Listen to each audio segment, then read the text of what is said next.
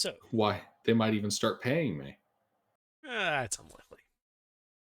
Last time, you guys had continued to the east side of the dungeon, where, upon turning to the north, you had ended up in a room full of what appeared to be dusty iron ore, or at least some type of metal ore.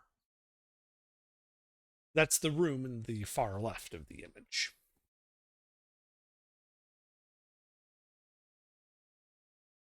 You then, being only Giuseppe and Hebron, Elendar deciding to stay for the moment inside the dust room, Giuseppe turning invisible, and Hebron just walking into the next room over.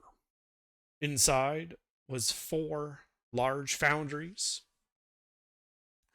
casting out metal based on this ore, several Dwergar manning them, who immediately saw Hebron as beneath them and obviously their inferior, and began ordering him about to fetch some ore and whatnot.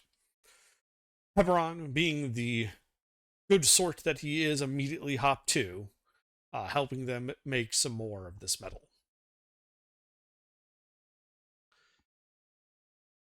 Upon being told of how well he did, Hebron then moved towards the south into a room where the metal that was being smelted in the north was being forged into plates of metal bent into certain shapes like armor. The small room to the north appeared to have been a guard post. Giuseppe found that out when he poked his invisible head in there. Yeah, they were guards playing cards. Mm-hmm. To the east, around the baffle, which helps keep the sound down, you found a large dormitory where various Dwergar had been milling about and had cajoled Hebron as he walked through with a cart full of bent metal from the forges heading to the north. Oh yeah, I remember now what we're doing. Oh yeah. Yeah. Hebron is acting. Yes. Now, Giuseppe, you're still invisible inside the forge, Right. there at the anvils. Elendar is just waiting patiently in the dust room. It's up to how you want to proceed at this point. I'll just hang out. I Okay. wasn't here last session. I'd be Yes, I know. That's why I'm wherever going so Durger. detailed to kind Yeah. of catch you up. Yeah. And Okay. then finally, Hebron had headed north. But right in front of that first door, after going left, right, left, or yeah, left, right, the ground had given way. The cart of material he'd been pushing fell into a pit, clanging loudly, and he began to hear yelling from the south about intruders. Hebron then bravely leaped across the pit because the only option there was to hang on to the door and attempt to actuate it. Fortunately for him, it did swing away from the pit, and so he is not just in the partially open door hanging over the pit. You are, in fact, on the door inside the floor, which appears solid beneath you. Another wooden door was 10 feet ahead of that door, like an airlock.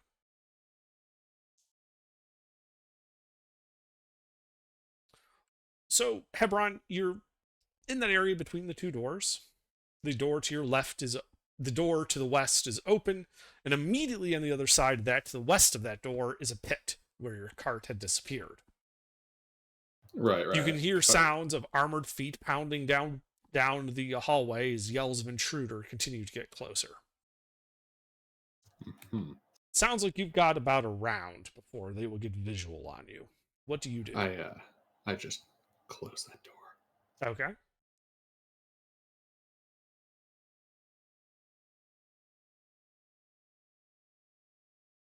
Is there anything else you do?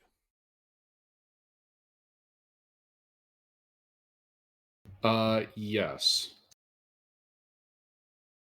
I pull out a couple of pieces of paper and some wood. I stand on the opposite side of the door, like I was coming from the east. Okay. So are you trying to be quiet?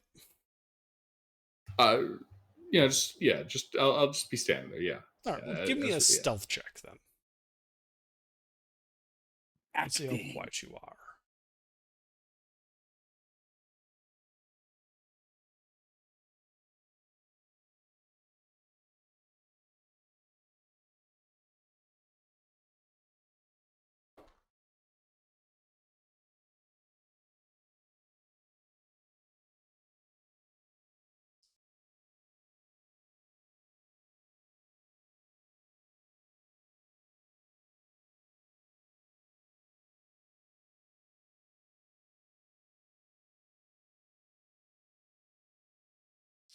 Gilbert.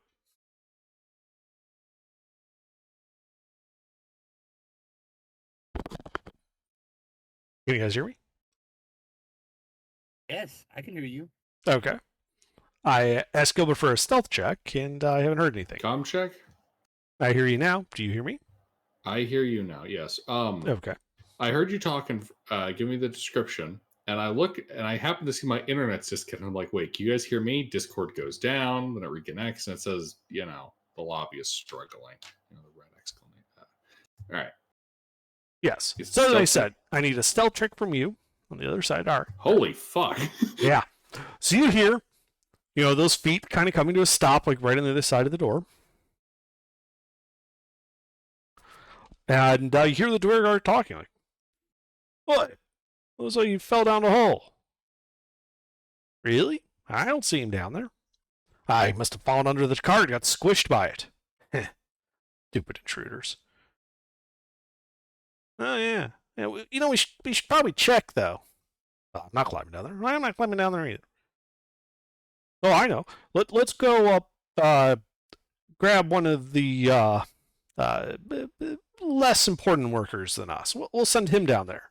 Yeah. And you hear the feet all walking off to the south.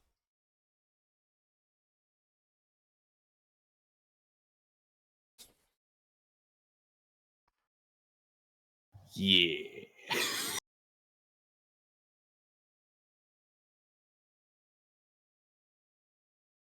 Hebron Septimus, secret agent, in full plate armor. All right. Once they're out of earshot, I'll check that eastern door.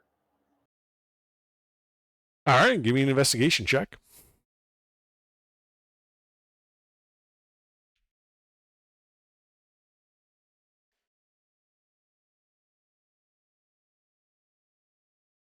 It does not appear to be trapped.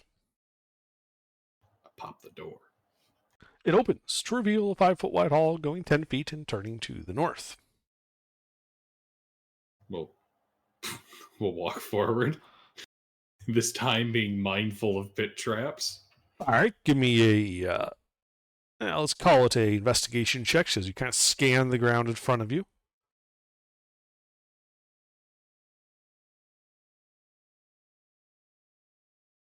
You don't see any. That's a plus D10. That equals D10. So what's a 12 plus D10? Yes. 18? No, you don't see any. So you Yeah, walk right. to the corner.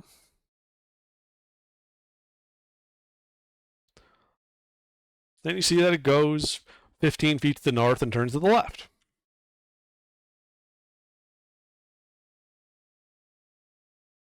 Do you continue? Yeah. Okay. So you can get to that. And there you can see that it looks like it goes 10 feet to the west and then turns to the north. At that last corner, it goes 10 feet more to the north, ending in a closed wooden door.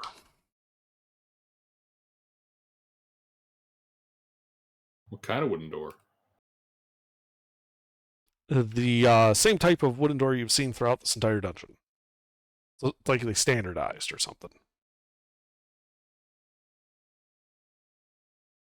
Oh, so like cheap, low effort. Yes.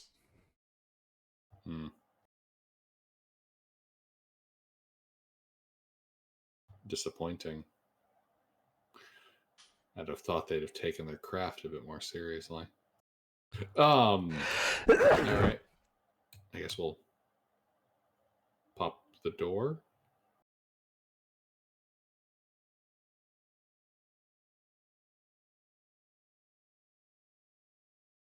All right. You pop the door, Mm-hmm. revealing a 10-foot wide room, 15 feet deep, a closed wooden door on the left, another one kind of kitty corner off on the right heading north. And this room is kind of just jam-packed with like racks upon racks of pieces of parchment, just like shoved in all sorts of little cubby holes, wrapped up inside of each other. You know, it's got like that particular smell of like old parchment, like that slightly vanilla scent permeating the air. Is this looking like a scriptorum or? Yes. Okay. Any people in here? No, nor do you see like any desk for writing. This looks more like a storage area for finished scripts. What kind of scrolls? Do you speak Undercommon? No, just Dwarvish and Elvish.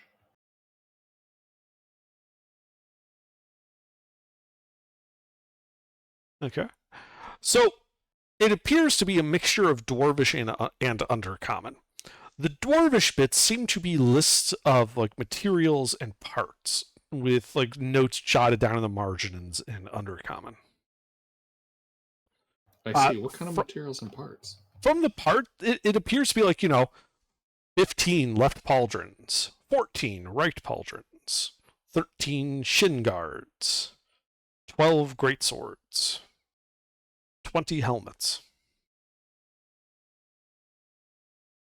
Hmm. And some that are like, others it's like, 8 beam type 3s,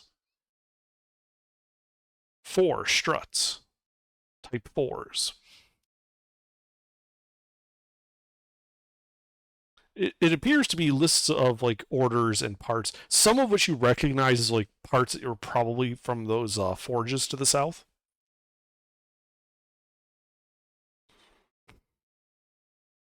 All right.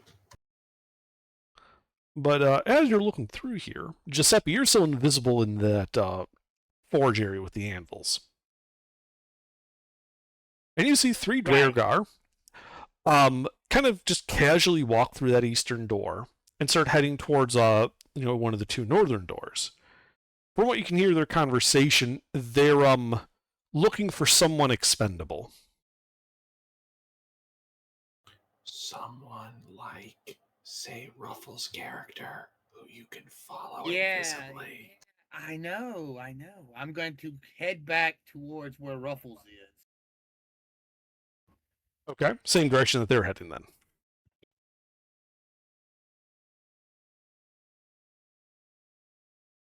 All right, so you are you waiting for them to open the door and you're just like slipping in behind them?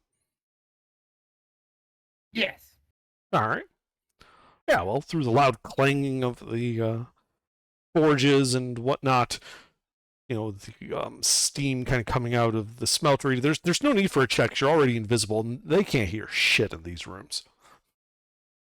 So yeah, you just kind of slip right behind them. They're not in any particular hurry, nor do they appear to be like taking like particular care to make sure like the door's like right on their ass. So you're able to slip right behind them. Right. So is there a door between me and Elendar? Yes. As you are currently in the smeltery, and also the door to the west leads to like the powder room where they store like all the iron powder. Uh-huh. And that's where Elendar is hiding. That's also where those 3 Dwergar seem to be heading. Shit.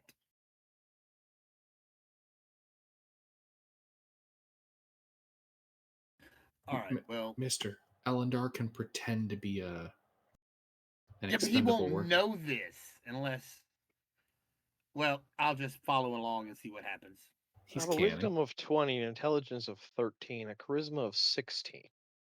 He's definitely pretty canny. Oh yeah, you'll be fine. I literally built a face cleric I have more Oh, points yeah, in you'll be charisma fine. than I even ever would need. No, I have a deception of 8, an intimidation of 8, insight of 10, and persuasion of 13. I'm fine.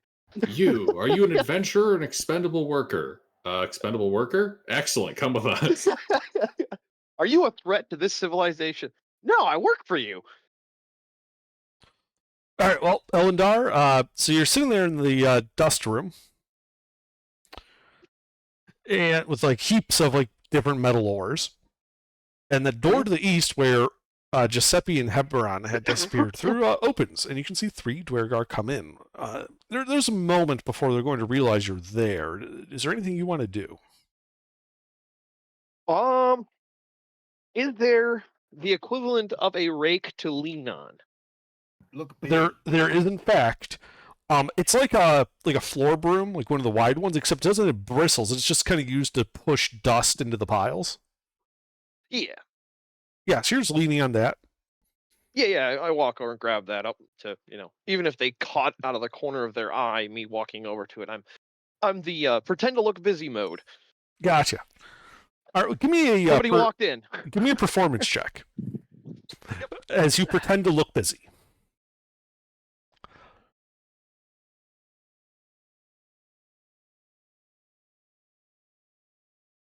My worst charisma roll. It usually is, unless you're a bard. I tripped over the rake. Oh no! They see you kind of getting in, like you're like kind of like making like you're doing work. We're all right. And I was like, "Oi, you lad! You're not busy. Tell you what, we got a project for you. You come help us, and we won't tar Gareth. We won't tell Gareth about how you've been slacking off. Deal? I just nod Great. Follow us. enthusiastically. Right. Follow us. It's a good thing you're armored. There was a bit of an accident. We need you to check it out, and your longer limbs would help at this. I continue smiling enthusiastically and nodding. Shark-like smile. And he starts leading you towards the door into the smeltery. Giuseppe, you saw all of that through the open door. They didn't bother closing it. I just fall in and step behind them. Uh-huh. So they start going through the smeltery, through the forges, around the baffle, through the dormitory, up through the hallway. And Elendar, they show you the pit, and they kind of like gesture, and they're like, all right. Listen, long limbs. An intruder slipped in here, but fell to our ingenious trap, and is likely squished at the bottom of the pit underneath a cart of goods. So we want you to head down there and verify that the intruder is indeed squished under the cart and not running around here causing a ruckus. Boss will have our asses if we have an intruder running around. And we don't want that, now do we? Under. Mhm. Is Hebron close enough to hear this conversation? No, he's up in the scriptorium looking through the various bits of parchment. Oh, that's right. He got up and moved away. Yeah, I'm There's no way I'd be doing able my to keep best that charade. impersonation of the wheel is spinning, but the hamster is dead with these enthusiastic smile and nods. Excellent. And he kind of, and he like, I walk over the edge of the pit, look down it, look back at them, and give them a thumbs up. Is there like a lip I can hang on to get down out of their sight? so it is a 30-foot deep pit. The cart fell, so it's like 25 feet down because it's sticking like end up. Mhm. So yeah, Gilbert's at the G, the P is the pit, the squiggle is the Dwergar, and you Elendar, and Giuseppe like a little bit to the south of that so that he doesn't get detected. So yeah, it's like a pit trap. Like the floor gave way, and there's just like smooth wall goes down. It's like 30 feet. Okay. You're looking at the back of a cart as if like a mine. Think like a mine cart that tipped over and fell front first down. All right, I got you. Have we just for spell slots? Have we had a long rest? Yes. Okay. Since the last time you've been on. Yep. Okie dokie. Yeah, we didn't have any combat. This has been mostly a stealth mission so far. Well, it was only two of you, and you guys decided not to just kick in the door and be like, we're adventurers, prepare to die. And this has actually been a lot more fun. Yeah.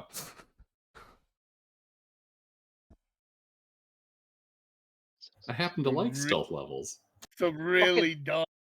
Clerics are so fucking talkative for spells. They do not have a single fucking somatic spell. It's Every almost like they spell must has a- chant and praise to their god. I mean, Every yeah, single spell has a wow, verbal imagine fucking that. component. No, I'm seeing if there's any sort of goofy thing I can do, but no. Imagine that. A cleric has to pray to cast a spell. Wow. All right.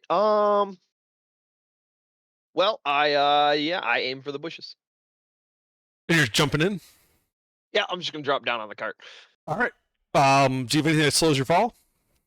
That's what I was looking at. See if I had but no, nothing that I could use. No. All right. Well, you hit the cart with a reverberating bang. You take 17 points of bludgeoning damage from the fall. You hear the Dwergar puppy like, "Holy shit! He just jumped in. Oh fuck! Well, I guess we don't need that rope after all." Hey, you still alive down there? I smile and nod enthusiastically. Great. Now, just let's like shuffle to the side and like check if the intruder's like squished and impaled underneath the cart. Are there spikes and stuff down here? Or is it just a flat pit? From what you can tell, there were spikes, but the cart kind of went down and kind of bent or broke them.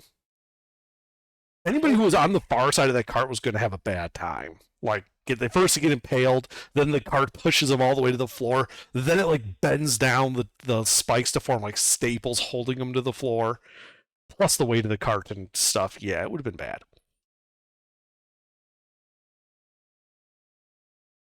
Shit, like this is why I don't hold on to the cart. Well, most of their slaves, it's a two-person job because, they're so weak. One's pulling, one's pushing. God, we almost lost a $300 hand cart. So, Eleanor, what do you do? Adjudication question. Uh-huh. So my process is I'm going to use the cart to disguise the verbal component sound by like making a lot of noise by moving the cart to try looking underneath it. And then I'd like to cast Mirror Image, but my question is, can I cast it so there is only one? One duplicate. I didn't want all three.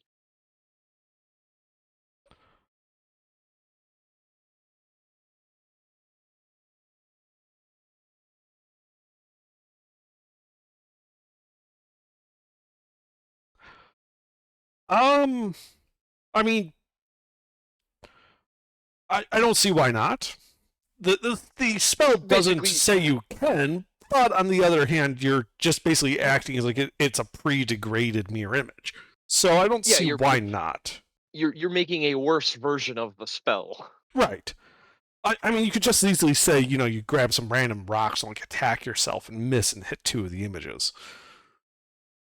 So. Yeah. So I would like to use the hop down next to the cart without getting hit Mhm. by the spikes. Use the cart like I'm trying to look underneath it, Okay. and then cast a mirror image, having it basically duplicate my actions but prone, so it'll look like a body. Sure. Why don't you go ahead and give me a dexterity deception check? Just see if you can pull all that off in a convincing manner. Would you take strength? Sure. Well, let's see. That's +1 instead of +3, so that is +6.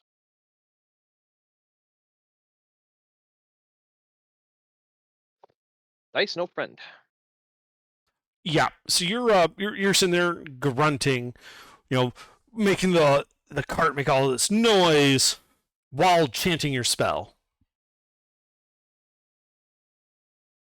And you see this dweller kind of look down here like, what in the fuck are you doing? And then your mirror image appears, as you wanted it to.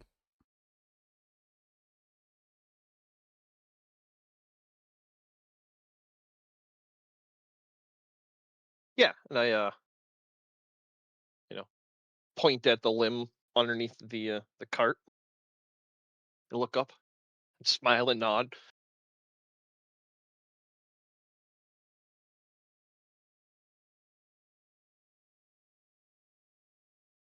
Yeah, so you pointed it, and he's like, you hear the dweller up above. Ah. First time seeing the body?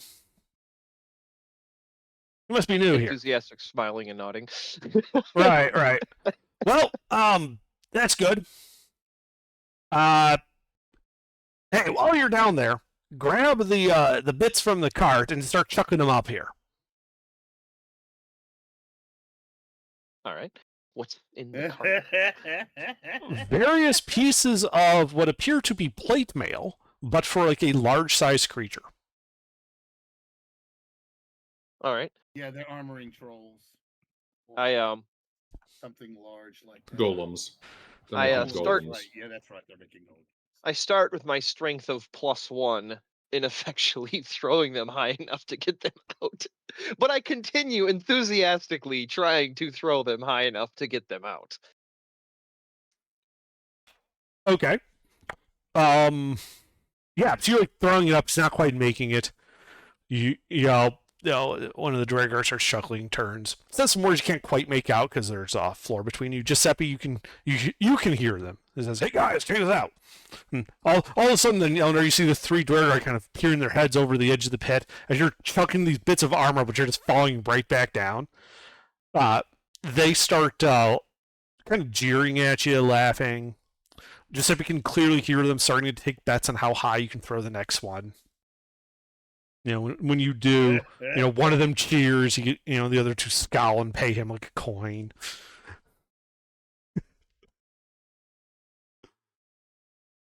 Oh goodness. And that's when the dweller kind of looking down there and says, "Well, that's real unfortunate. 'Cause you see, if you can't get those out of there, well, that also means you can't get out of there. So you'll have to figure it out. But we got faith in you. Don't you worry." How wide are these hallways? 5 feet. You're in a 5 So, foot by 5 foot square All hole. 3 of them are crammed shoulder to shoulder looking down into this pit Yes. right now. Yes, all right. Scooby-Doo style. Dimension door behind him and shove. All right, so you dimension I door will behind them. assist. Okay. Give me I want the two of you to give me an initiative roll. And it's versus their initiative roll just to see if there is a chance that they might have a They can reaction or react. not. Yeah. Well, I mean, I don't have the greatest niche, but yeah. And the dice are my friend tonight. Well, Giuseppe got a 28, so. All right. Well, with Giuseppe helping you, I'll take that as the party did succeed. And that also means Giuseppe is the one doing the shove. So Giuseppe, go ahead and give me a strength athletics check with advantage. We'll just make Elendar the secondary one here.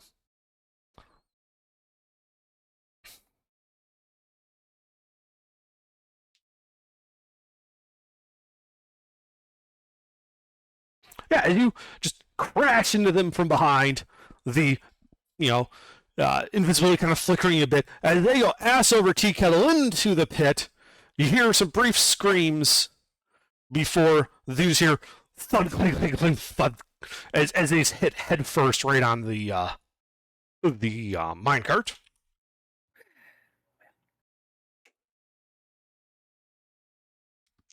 Two of them don't appear to be moving. The other appears to be near death. But he was surprised on his turn. Elendar, it is now your turn. All right, so just where's the bigger? So on the first image below Kermit, that southeast room is the room where all the banging and clanging is. We can No. hear that. No, that's the No? dormitory. To the left of that, Oh, on the okay. other side of the baffle hallway, that is Gotcha. the forge. To the Okay. north of that, that big room is a smeltery, and to the left of that is the powder room you were in. Yeah, but now that I'm out of the pit, I'm worried about making noise spellcasting. So my question is, was there anybody in the dormitory, sleep or awake, when we Yes. walked through? Yeah, there's about Okay. a dozen Dwergar in there. Then crossbow. Okay. Hey, pull out your crossbow. Take a shot at advantage.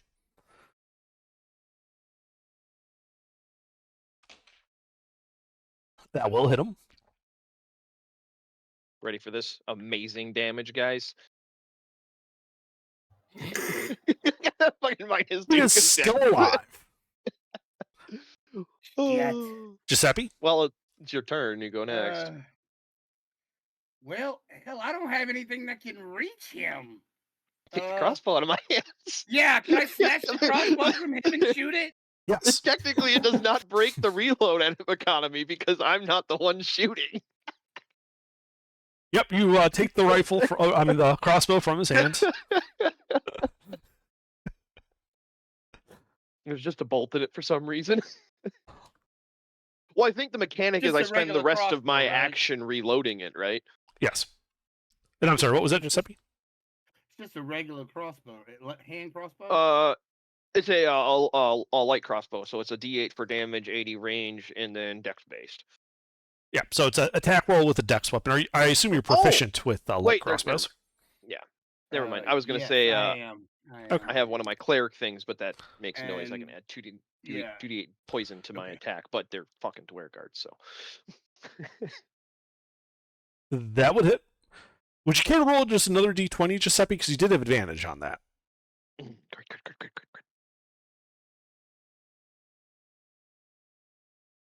Well, okay, well, you hit. The 25 does hit. The dice are just continuously saying no tonight.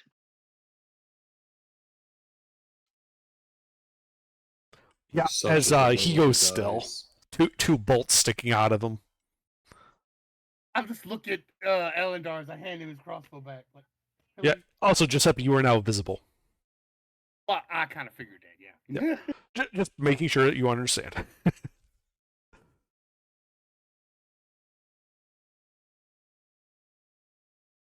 Well, that was fun. So what are we doing?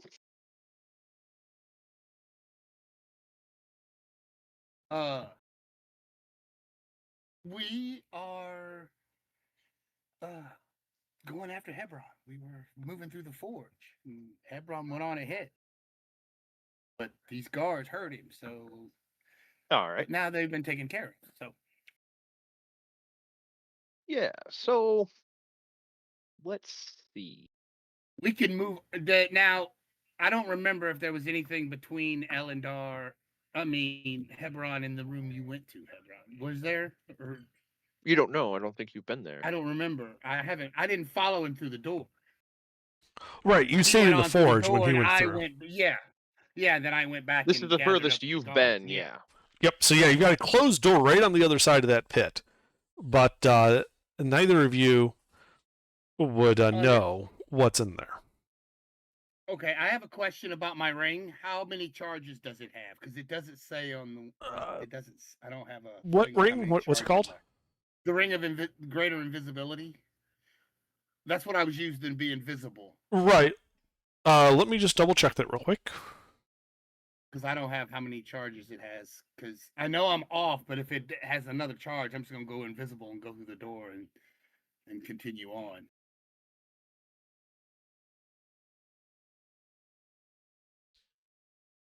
Probably with Elendar, I guess. Well, we So gotta the get ring past of the pit improved first. invisibility. Let's see. So it is while wearing the ring, you can turn invisible as an action without requiring concentration. There is no charges. You can just do it as an Okay. action. Oh, Just the when- one ring. When you stop being invisible, you are affected by a blur effect for 1 minute. While that effect is active, so currently while you're visible, your body is blurred, shifting and wavering to all who can see you. And for that duration, all creatures have disadvantage on attack rolls against you. Although attackers are immune to this effect if they do not rely on sight, such as with blind sight, or if they can see through illusions, such as with true Right. sight. got it. Okay. So yeah, you are blurry, but the ring is what makes it so powerful is that you can turn invisible as an action on an unlimited number of times. Okay. Okay. So, are you going up? Continue on, Elendar? Ruffles, or Well, you're is going to move this where on with me? you Or this where you lost far as, yeah, Pebron? yeah. This is where we lost Hebron. He went on Yeah, further okay. into the room.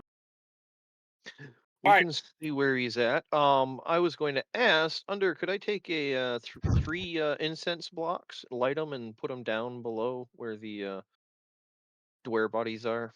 Or you're just dropping them in? Yeah, like smoke bombs. Sure. Just to conceal the fact there are body. 3 dead Dwergar down there. Yeah, I figured 3 blocks of incense should burn for a while and fill that place with plenty of smoke to conceal it. Okay. And I see Sleuth is here. Indubitably. So, Questionably sober, but here. okay. They would have grabbed anyone in that dust room to act as like pressed labor. So you're with Elendar and Giuseppe at the moment. Oh boy. Pressed We have a labor fan and a sounds door. fun. So is the pit just the 5-foot square in front of the door? It is the 5x5, so it goes wall to wall, 5 feet, from like the ridge to right up to the door. Okay. And it goes, like I said, 25 feet down now that there is a 5-foot cart in there. Yeah, so two people could buddy lean and get to the door. It's only 5 feet across, so. Yeah, if someone picked you up by your ankles and held you up high like a particularly floppy chair, and you just both leaned out, one of you would be able to. The person in the front would be able to reach the door. Sure. If that's what you're talking about. Or do you mean someone grabbing you from behind to hold you so you don't fall over? Yeah, like the way holding over? your hand so you can reach out, like in cantilever. Well, that would depend on how tall you are. How tall are you? 6'1". Okay. So for a 6'1" person, their arm span is going to be what, about 6. 4 feet or so? Like, it's not as long as you are tall generally. My arm span is 6. Yeah, Arm you span, are. not You're, wingspan. Is it about that? Your Okay. arm span. Yeah, you're a square if you stick your hands out. Oh, okay. Yeah, you're I always square, thought you were a rectangle. Okay. So No, you're. is it like shoulder to fingertip or fingertip to other fingertip? Fingertip to Fingertip fingertip. to other finger. Yeah, fingertip Alright, to other yeah, fingertip. That is That's roughly your So- height. Okay. Yeah, Um, yeah. So if all right, you're cool. 6'3", I didn't know that. your arms are about 3 foot long because there's about a foot between your body. Yeah, so if I that plant makes my about feet sense, on sure. the edge of the 5-foot box and hang on Right. to Giuseppe and lean out, I You'd- can I get feel the like door. You'd be able to I touch feel the like I door, have yes. short arms then. Well, I attempt to open it. Okay, yeah. The door just swings away, revealing a 5-foot wide hall going 10 feet to another open door. What do we Number see in crop. an open door? More hallway going 10 more feet and then turning to the north. Okay, well, we'll just move it on that way then. So what, are you guys just Yeah, hopping across the pit? Yeah. 5 feet. 5 feet. Yeah. Okay. Well, yeah, you hop across the pit. The incense smoke very clearly beginning to obscure the bottom of it. That's stealth missions. Well, I mean, it's not like we really ever use them for incense, so I was like, well, let's fucking smoke. Smoke. I mean, bombs. yeah, that was a good idea. Yeah. They won't readily be found unless they're Indeed. missed on the floor or something. Where Noob we're Dog would working. be proud. We're going to continue on down the hallway. All right, well, you continue on down the hallway. And as you go around a couple of bends, you can see the open door in front of you to a scriptorum, where it looks like Hebron has just finished looking through everything on there. I mean, there's a lot of them, Hebron, that's why it took you so long. Oh yeah. And I figured. yeah, in Hebron, you can see that the party's kind of coming up from behind you to the south through that open door. There's still a closed wooden door to the north and one to the west. The scriptorum, however, does not appear to. Well, while you can see evidence that this is in use, like people had been coming and going to it, it does not appear to be occupied like by a person continuously.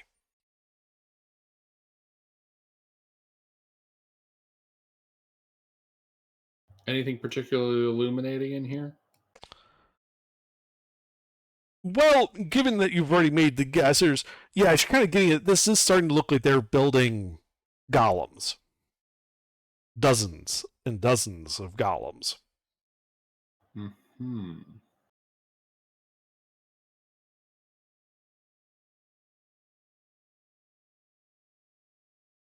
Clone flesh vats.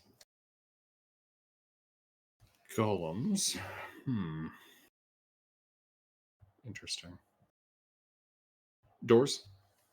As I said, one to the north, one to the west.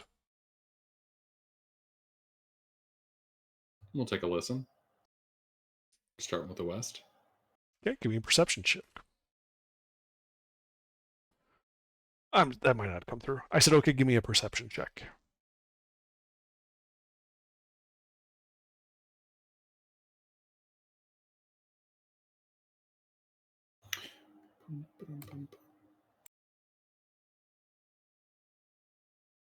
All right.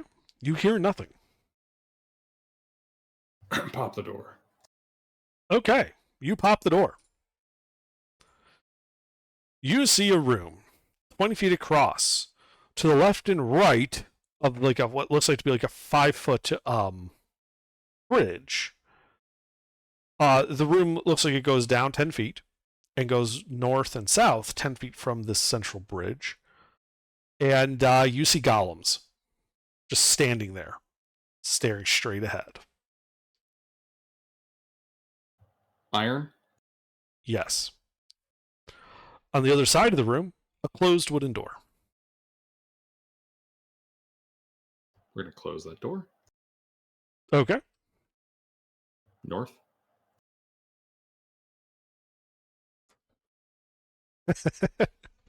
Okay, you can go to the north. Give me a perception check as you lean on the door. You hear what sounds like the burbling of water. Pop the door. All right. And you pop the door. 5-foot wide hall, going 15 feet before it looks like it opens up to a smaller chamber to the north. You can see a what appears to be a fountain in the center of that room. Though even from here, you can sort of tell that the water looks a little weird. Is it black and shiny on the surface? No, I mean it's clear. It's just give me an insight check. There's something off about it.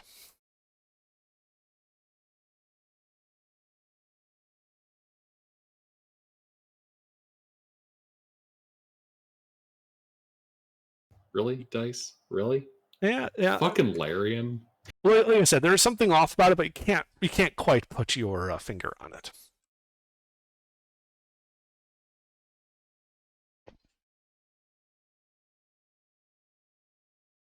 You know that room makes me think of with the golems? That scene in certain- Star Wars where you look out at the clone army and they're all marching in step. I suppose there's that. I was more thinking of a certain chateau outside filled with trolls and then a surprise golem gang. Yeah.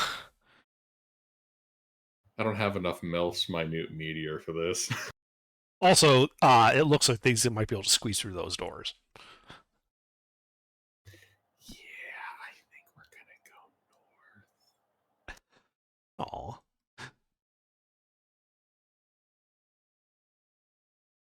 Yeah. Except bigger and with golems.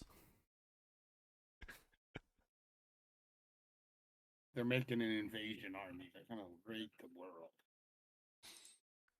I believe in you, Hebron. You can take them. All right. 100%, but can I take what comes after them? All right. So, Hebron, Obvious. you being going north. Are the rest of you staying in the scriptorium to hide while he scouts, or are you all going as a group? The scriptorium next to the room full of golems? Yeah. I think I'll follow him. Yeah, I think I'll stay with. I'm going invisible, by the way. 'Cause, Okay. Yeah.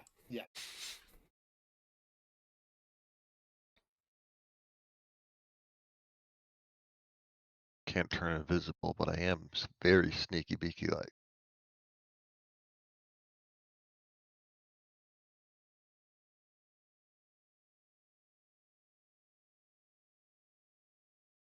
All right, so you walk forward into the room. The room with the fountains is small, 10 by 10 chamber. Fountain going in the center of it. Proceeding westward out of the room is a hallway. You can clearly see it goes 25 feet to a closed wooden door.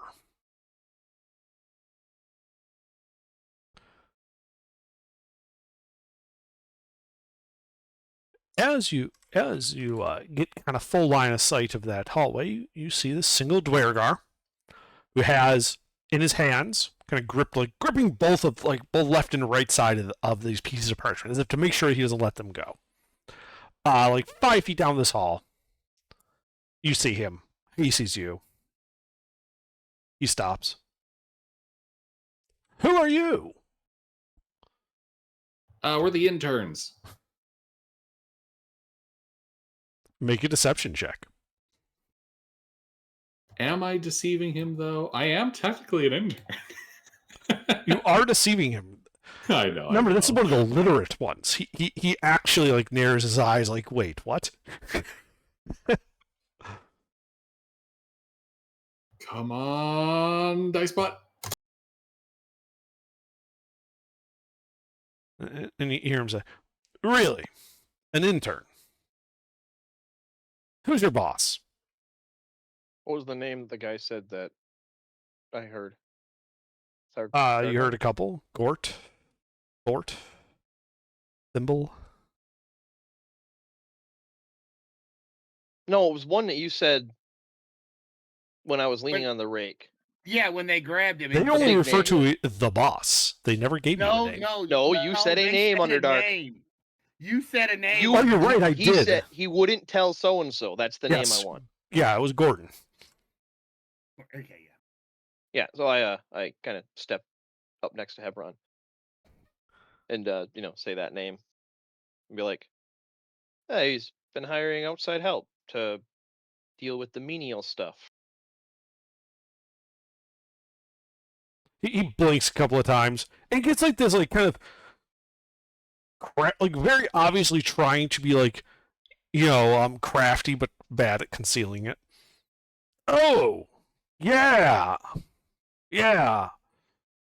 Well then, you don't look that busy. Are you busy at the moment? Should we roll initiative? Not terribly. We were sent up here because they were done needing our assistance, so they told us to come up this way and help. Great. Well, I have a task for you. He holds out these parchments. These are very important order scripts. I need you to go to the scriptorum where you obviously just came from, so you know where it is. Don't lie to me now. I'm on to you. And they need to be filed properly. Do you think you can handle that? Do I know nod the in filing business. system? Illiterate. Make an intelligence check. You're both illiterate. Dewey You Decimal should System. both be illiterate. Your servants, your workers. You should both be illiterate.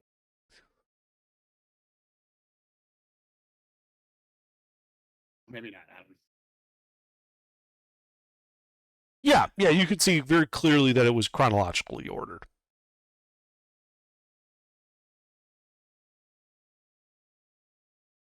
I think I know enough base to do that for you, sir. Great. He's shoves the parchments towards you. Take these, put them in the scriptorum, and no lollygagging. We got tons of orders to fulfill. Hebron will take this, sir. Yes, sir. Will do, sir. Well, what are you waiting for? Go! He'll do his tightest heel turn and just, we're talking disciplined speed walking, like you're trying to impress the boss. Right. And he looks at you, Elendar, and River, and he's like, well, what are you standing here for? Go with him. Make sure he doesn't screw it up. It's on your heads if he does.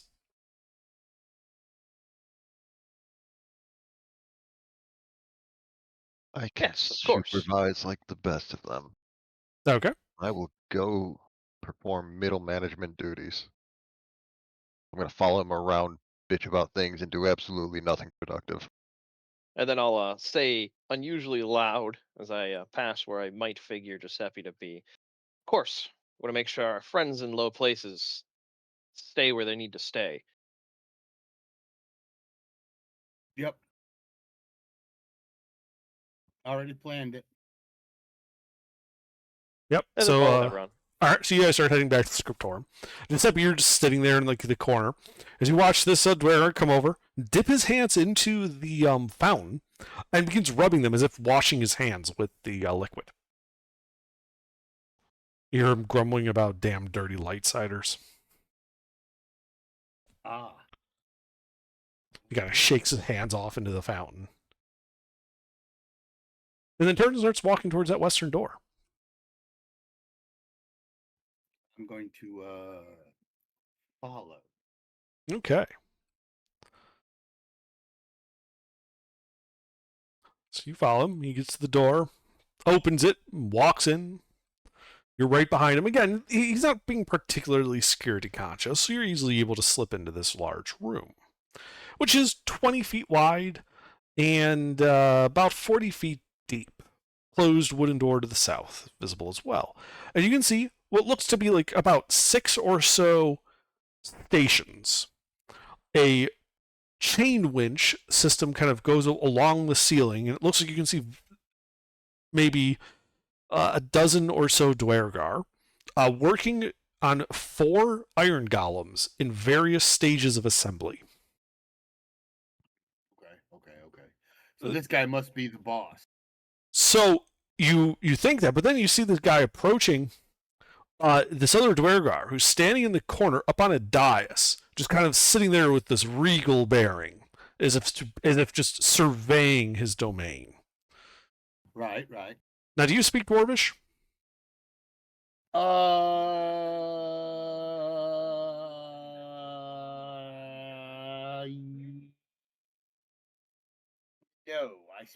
No, I do not. Okay. Speak Dwarvish. Well, you see him approach the dais, bow to the guy, and there's an exchange in Dwarvish that you don't understand. All And right. then you see the guy that you followed kind of hurry over to the empty table and begin pulling out bits of parchment and a bit of charcoal, and he begins like sketching out what looks like a humanoid shape on this table, as if preparing it for parts to go there. Okay.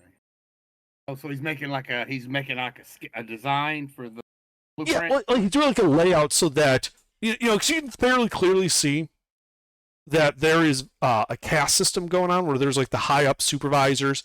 He would be like middle management, and then you got like the laborers. And so he's like laying out like what what parts laborers need to get, where they need to put them, so that they can then direct how they're assembled. He's not doing any actual hard labor himself. All right. I got it.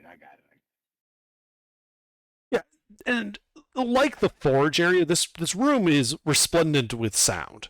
You know, scratching of metal, a little bit of banging here and there. Low Dwarvish just being kind of talked about, low murmurs. You can very clearly see some of the Dwergar managers kind of pointing out to these larger groups of Dwergar laborers, you know, how to attach this one arm that's sort of like attached to the ceiling via the chain winch system, and it looks like they're Right. trying to like bolt the shoulder together. All right. Is it possible for me to exit the room the way I came in? You Now can, that I've seen all of this. yeah, you can certainly try. You would require a stealth check to do so without being noticed, Right. because they're going to see the door move, possibly. Would I have advantage? Sure. Yeah, they have no idea that you're there.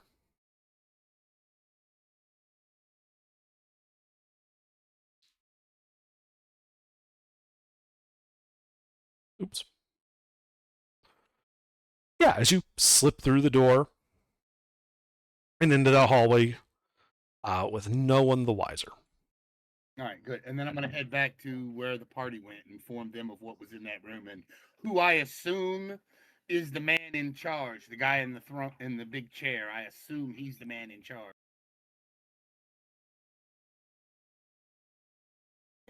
To go rejoin the party.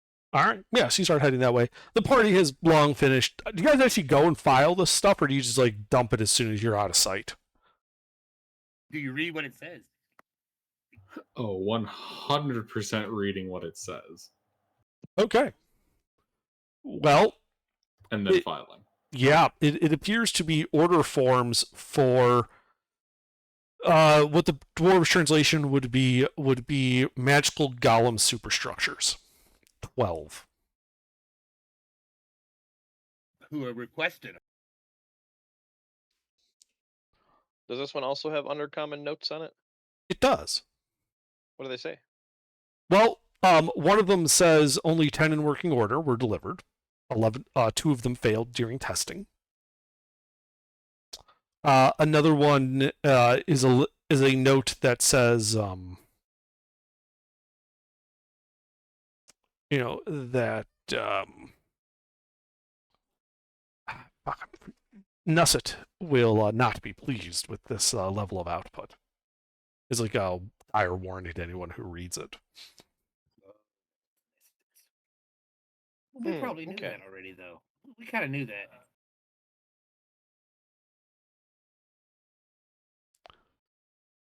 But does it show where these deliveries are being sent to? They do not, just that they're being finished.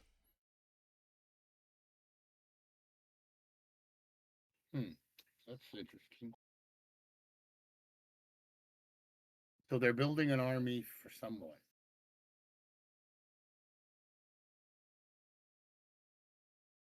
Probably Nesset. Probably not.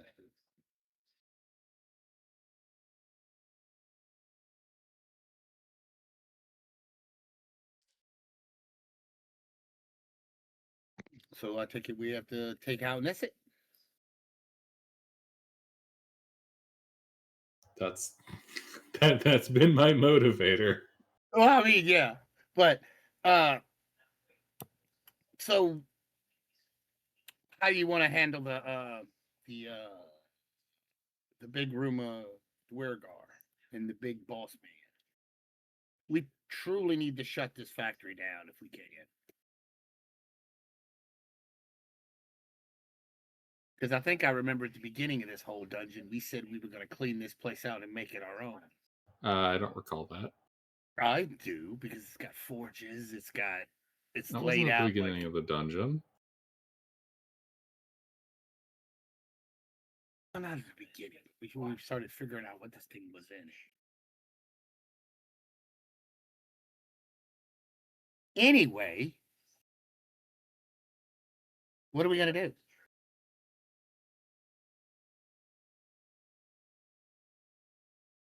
I'm thinking probably proceed in and assassinate the leadership. Stabby stab? I can handle it. Can help with that if we're going TP kill it. Oh, I can definitely kill him. I will definitely kill him. Well, I might kill him. Depends.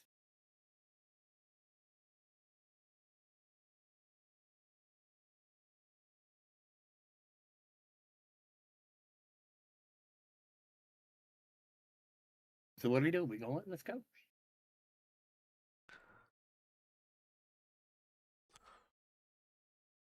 I can get us all ish with pass without trace. Elendar has bless. He can bless all of us. The buffs up before we walk into that room. I Why don't would I last waste my minute. concentration slot on Bless? For a measly Oh yeah. plus D4. Oh yeah. Oh yeah. I forgot. You like to hide underground. So yeah, you like to hide. Never mind. I also don't prepare Bless. You should know this by now. Yeah, that's true too. I forgot about that part.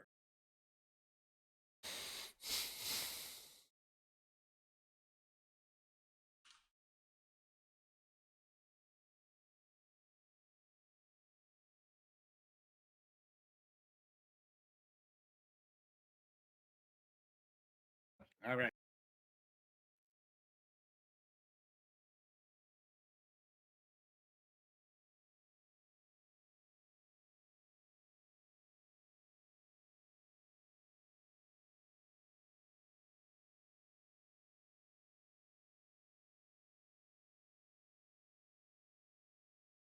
So what's the game plan, boss man? How big was that chamber that he scouted out? About 20 by 40. The leadership was in like a raised stage with a pulpit on the northwestern corner, the clipped corner. Yes. Access from the ground. Yeah, just stairs on the left and right, or you can just hop up. It's only like a foot up. How many individuals inside?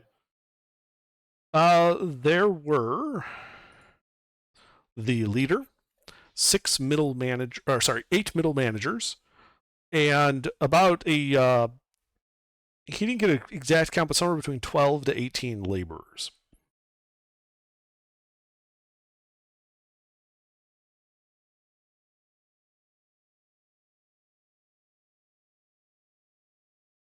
Hmm. All right.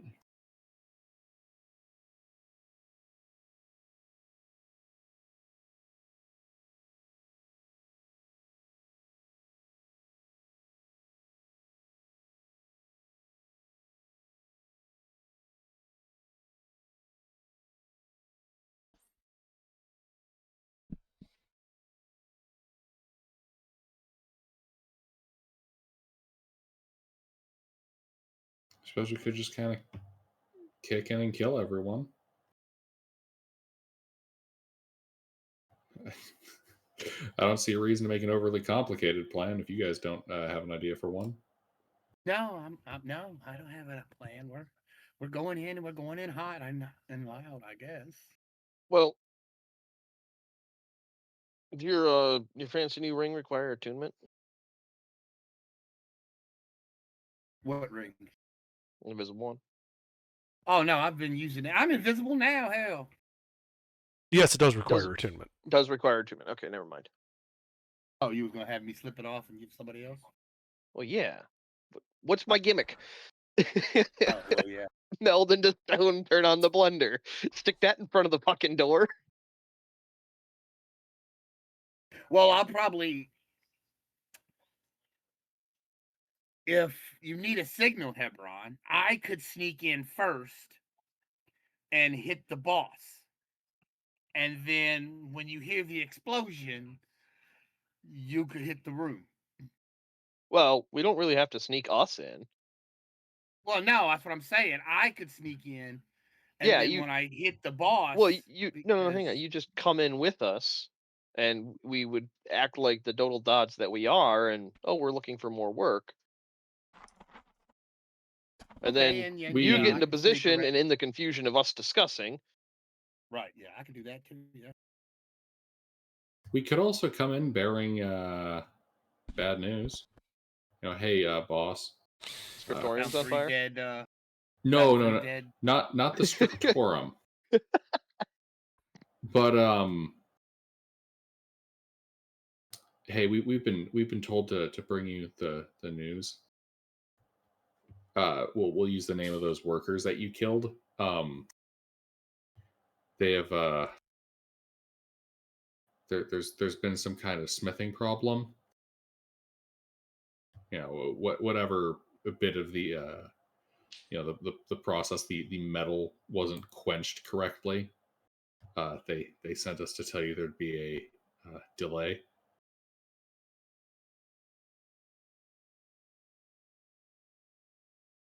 Yeah. Goddamn That sounds fucking like- moron! Hardened it and tempered it in water instead of oil. Oh Lord. No, that's just it. They were using water. I was planning on sabotaging it with oil. That's true. He did. So you could tell him that there was somebody mixed in oil in the water and a whole batch is burnt, and you wouldn't be lying. Yeah. do we want to do that? Yes. I mean, it really doesn't. Whatever story we tell is just buying time for Giuseppe to get in a position, and then when he hits, I disappear. Well, actually, I think I would just so we don't have to worry about the blender hurting you guys. Blend first and then disappear next turn. Hmm. But I And can't then, because I can't see you, Giuseppe. So you'd have to make your attack first to become visible. Okay.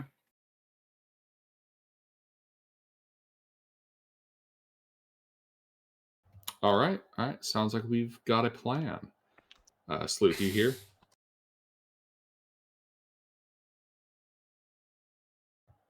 Sleuth? Burger. River. Burger died. Homie. I'm shocked to tell you, shocked and appalled. Would you believe I'm shocked every time? All right. All right. We can do this even short. All right. Here we go. Here we go. Here we go. Hebron's gonna like creak that door open and kind of peer his head in like an intern really nervous about the news he's bringing. Yeah, you see the workshop Oh, that I've previously before- described. Mm-hmm. Before we go in there, when we're back by like the fountain discussing this, I will do enhance ability charisma on Hebron. Since he's talking. But don't you have just a higher charisma bonus? Yeah. But you're the one with the story. I don't Fair enough. Fair enough. He's been I don't playing know the the full dumb details. Yeah. one. He's been playing the dumb one most of the time, so he'll probably keep that up. Yeah, Hebron will kind of peer his head in. He's looking for the one with the long beard with the paperwork. Yeah, so you poke your head in there. Giuseppe slipping in quietly is what you told me. Is that what you're doing? Yes. Okay. And yeah, you can see the workshop that I described previously. You know, one almost complete, 3 in the various stages of processing. One that you can see one Dwerger kind of sketching out on it like they're about to begin. And in that far corner, you can see the pulpit and a, somewhat sturdier, older-looking Dwergar kind of overseeing everything. The chains rattle overhead. You can hear the occasional bang of metal, but mostly it's quiet discussion and like the sound of like metal rubbing on metal rather than banging. But still, it's not silent. It is somewhat noisy here. I am back. I see my brother out. What did I miss? We are sneaking in to assassinate the guy in charge of the forge. As we sneak in, Hebron, Elendar, and River are playing the role of very nervous and incompetent interns being sent to deliver the bad news, and Giuseppe is getting in position to assassinate the boss. We've even got a story. So everyone's going to kind of peek his head in. Do I see the long beard? Yeah, as I said, he's on the far side of the building. He's about 40 feet away from you. This is the guy we talked to, right? The scribe? The scribe is currently at the westernmost table with some chalk sketching stuff out on the table. All right. Hebron's going to move around the edge of the room, kind of wringing his hands, going towards that guy and trying to stay out of the way. Yep, yeah, you're starting to stay out of the way. When you hear a booming voice to the west of you, in common, call out, "You there!" And you can see the older guy behind the pulpit pointing right at you. "You must be the interns I have heard about." Yes, sir. My name is Gordon, not Sir.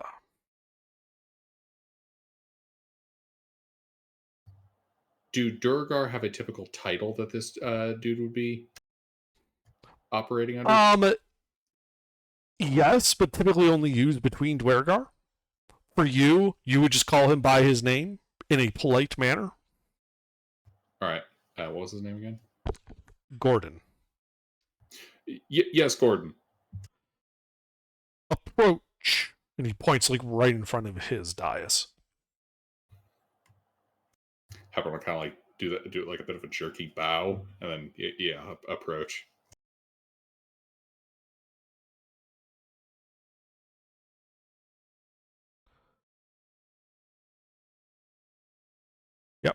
And as you're getting close, Giuseppe, are you trying to like sneak up behind him, like up on the dais that he's on? Yeah, I'm moving around. Okay. towards him, yeah. Because you are so close to him, I will need a stealth check from you. Just so that, like your movement doesn't give it away. I have advantage, right? Yeah.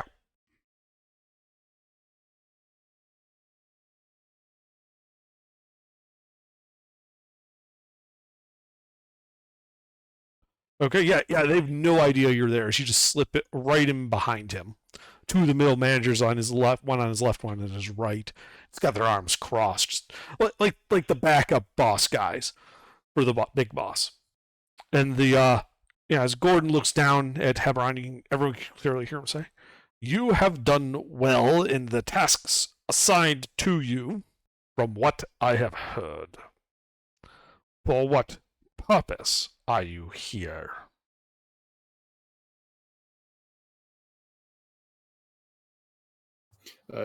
Interning, sir, to ultimately learn proper blacksmithing craft from the masters.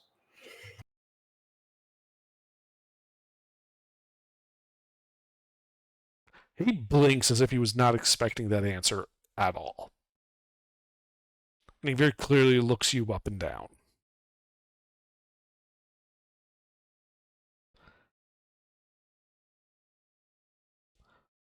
No. I want to know why you have come to the workshop at this moment. As far as I am aware, no tasks should require your presence here. Hebron's gonna wring his hands. I have been sent by the smiths at the forge to pass on to you that there has been a defect with the quenching of the metal. The shipment that they were working on is going to be delayed.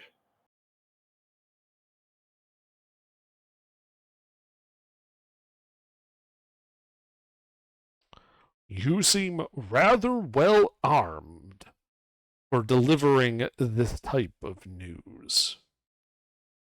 Is Balin making a play here?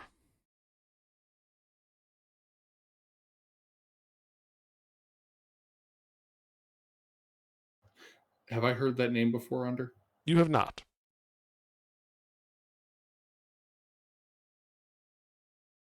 I'm afraid I don't know a Balin.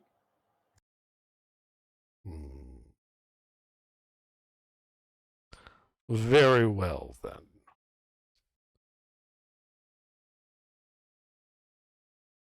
Such delays are inevitable in our lines of work.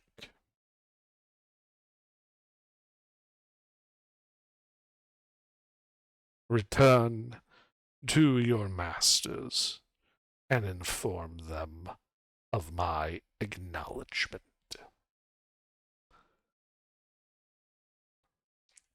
As you will. Mister. Oh, okay, yeah. I'm sorry, I was wrapped up in the conversation. Giuseppe's waiting there with his daggers, just all fixed. Wow, that went I'm really, really well. Damn, this is going surprisingly well. And then I'm like, oh wait, I gotta stab him. We actually cool. just get hired and sneak Wait, our hold way all the. Yep. So at this point, we're rolling initiative first. Oh, cool. We're actually talking our. Oh, right. We're murdering them. We're not talking our way out of this. We socially engineer our way into the depths of the base. And then decide to fight your way out. Apparently.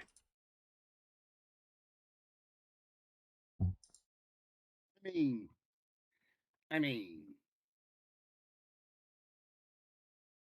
mean, why not?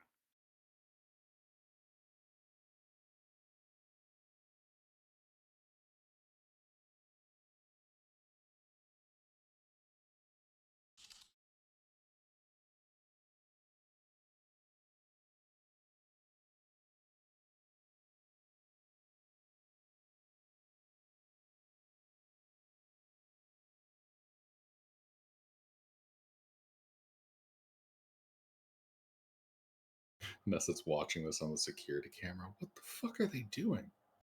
Oh, there's the violence I was expecting from them.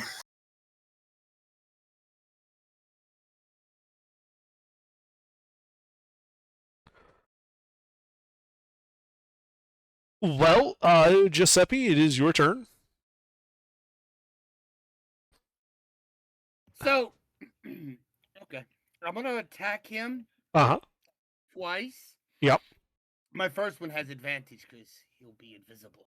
Yes. I'll be invisible. And it's an auto crit.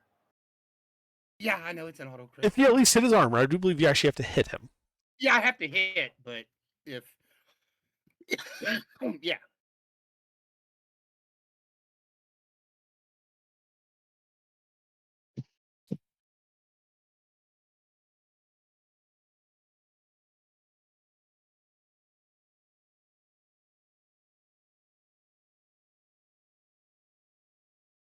That's not hit. You hit him in the back, and you can see that he very clearly had like some type of plate mail on under his clothing, and it's deflected. That second one, though, that hits.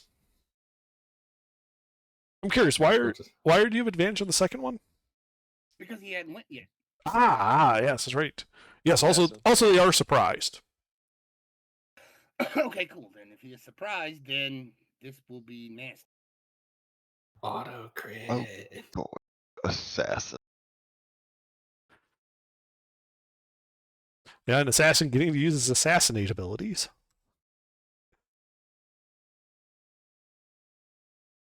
Well, he is a fucking useless paladin, but he's an okay rogue. Once in a great while. This just in, murder death man, good at killing people. Sometime.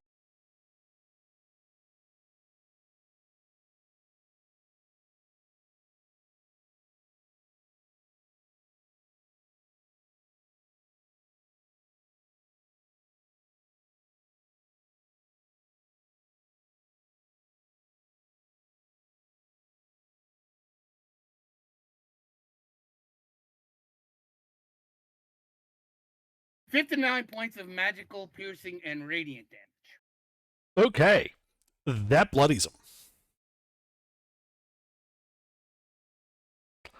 14. I am visible now, though, but I am sure. You are visible.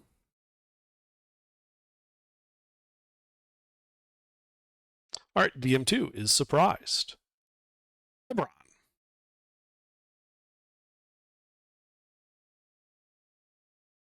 Well, this guy looks like a Durgar, right? Yes, they are all Duergar. All right. Sword bursts into flames. Attack, attack, attack. Just jumping up there and engaging him. Mm-hmm. All right, yeah, you hop up on the platform, getting next to him and the left bruiser guy.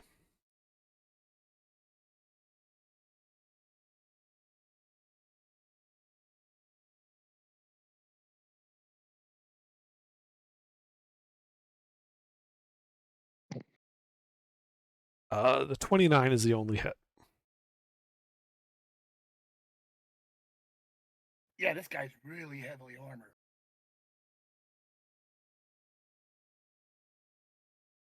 But he's almost dead, so. Does he have any weapon?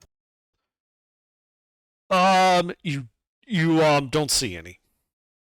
Yeah, we didn't see any weapons. Hell, we didn't even see any armor until I hit him. Yeah, because he had like a robe on. You know, they all do.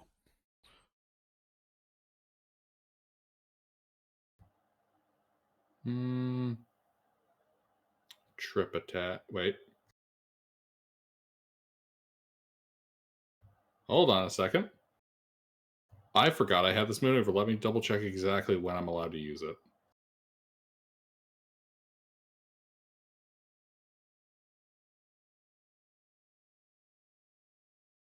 Precision attack. Add superiority die to an attack roll either before or after rolling.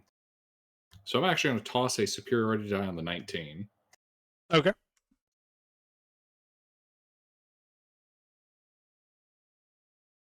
19 plus 8. That hits. And we'll put a trip attack on the second attack. Fuck him up. Fuck him up.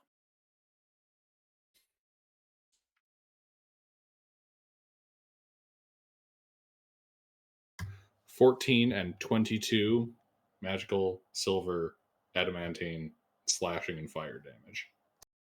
Okay. You said it was a trip attack, right? Mm-hmm. Well, I don't think he falls over. He doesn't.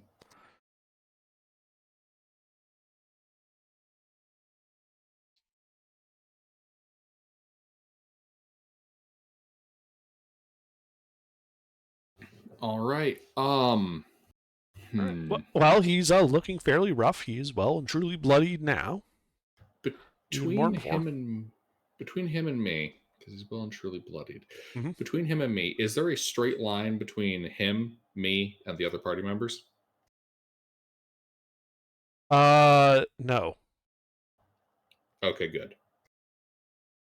So you got up there, so you're slightly to his left. Directly in front of him is still River and Elendar. Behind him is Giuseppe.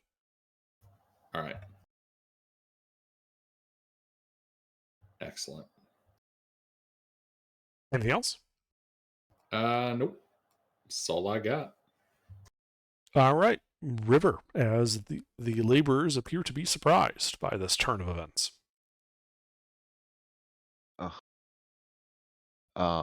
As I recall, I did not have my Drake with me last time.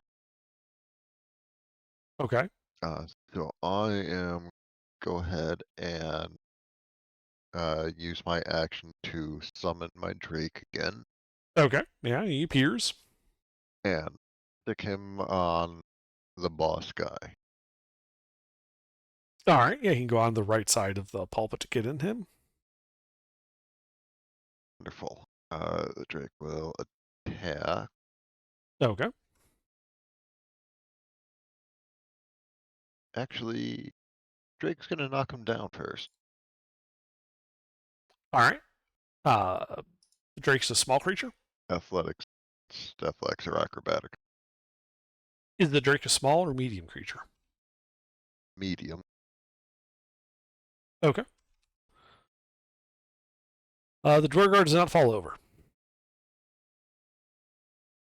Understandable. Half day. That's my action and bonus action. Okay. So that is my turn. Yep. Middle management is also surprised. The boss, Gordon, is in fact surprised. Elendar. Huh. Yeah, he didn't see this one coming. Even though he asked Hebron if what's his name was making a play against him. Yes, but he thought it was like a political play to make him look bad. To then do this at a later date. He was not expecting just out of the blue while he's at like the zenith of his strength to just have a guy stab him literally in the back. Well, I mean, his back was to me. Would he walk around to the front? That would be the honorable way to have fought it. That would be the gentlemanly way, but we are not gentlemen here. Indeed. Elendar? I would like to bring out my ghostly visages of myself. Spirit Guardians. Upcast. 6th level. Okay. Oh, Lord. So you cast your spell. It goes off and appears as normal. You also notice that the floor is now glowing slightly, and the partially completed golems are beginning to move. Interesting. The floor is lava. First spell cast in here. So. Yep. Well, basically the rest of the party are non-casters. Yeah. But your spell did go off, and just had some additional environmental effects. Technically, I cast a spell. You weren't in the room though when you cast invisibility. No, I cast a smite. Technically, I burned a spell slot. You burned a spell slot, but this was specifically related to casting a spell, not just smiting, not just calling forth a drake, all of which were magic, but it was specifically casting a spell that triggers this. But have a anyway, so that'll be Spellcaster and 2 six. partial half cast. Yeah, that'll be 68 on the start of their turn with saves. Okay, it's a 15-foot radius, yes? Correct. 15-foot Okay. radius from my position. Trying to get as well. I mean, I would have taken a step back if it would have been better suited to hit a few more of the workers. So I Yeah, wouldn't have strayed too far from the party. yeah, you can get the boss, the two guys flanking him, the middle manager that was doing the chalk, and one of the workers. The problem is the closer you got to the boss, the less complete they were. So most of the workers were on the east side of the room because those Yeah. were the most completed golems. Gotcha. Anything else? Let's see. Can I actually do anything with my bonus action? I can move my duplicates that I do not have. Great bonus action economy. Nope, that's it for me. All right, Giuseppe. Hell, if the guy's not dead, I'm gonna finish stabbing him. Yeah, he's not dead. Hebron's in Mhm. melee with him, right? Yes.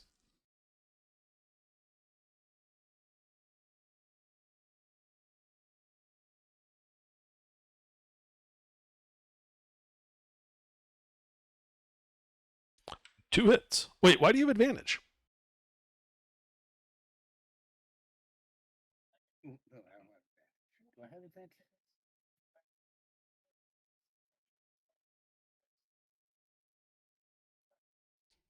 Like, Has he taken a turn? Oh, you're right. You're right. You're Yeah, right, the, you're right. yeah, the No, despot's he was taking a turn. surprised. He was surprised. It I still thought he counts was as a turn. surprised. He doesn't get to do anything during his turn. Oh, okay. Well then, all right. Well then, 23 and well, it's still the same thing. Yeah, Oh, well, yeah. I was asking it's what source of advantage you have because I 23 couldn't and think of 14. one. Yeah, you still hit One him. hit and one miss. Yeah, you still hit him. I was just questioning why you had advantage. That's all. So I couldn't think of why Nice. you had a source of it. That is actually a technicality I didn't know. Yes, they after their surprise turn, while they can't do anything, that also they stop being surprised at the end of that first turn, which means they can take reactions after that point. Oh, Well, okay. It's the wording of assassin is where I was thinking they haven't taken a turn. Yes, that fails. Basically, you have to be before them in Because initiative. they gain access, before they take any, or they have the capability of doing anything. Okay, yeah.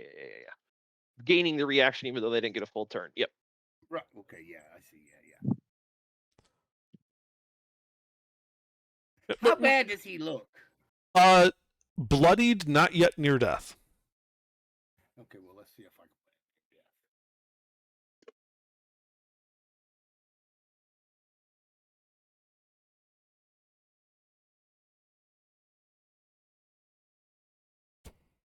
38 points of magical piercing and radiant damage. Yeah. So you hit him. He goes to be near death. Then you hit him again, and he dies. As he dies, you can see like his veins begin to turn bright blue, glowing with light, before his body erupts in psychic energies. Ooh. So this will affect Hebron, the Drake, you, Giuseppe, and his two goons. As the energies wash over you, dealing 17 points of psychic damage. No save. But he is reduced to ash. Hey, after the session, you want to slide that one to my DMs? I like that.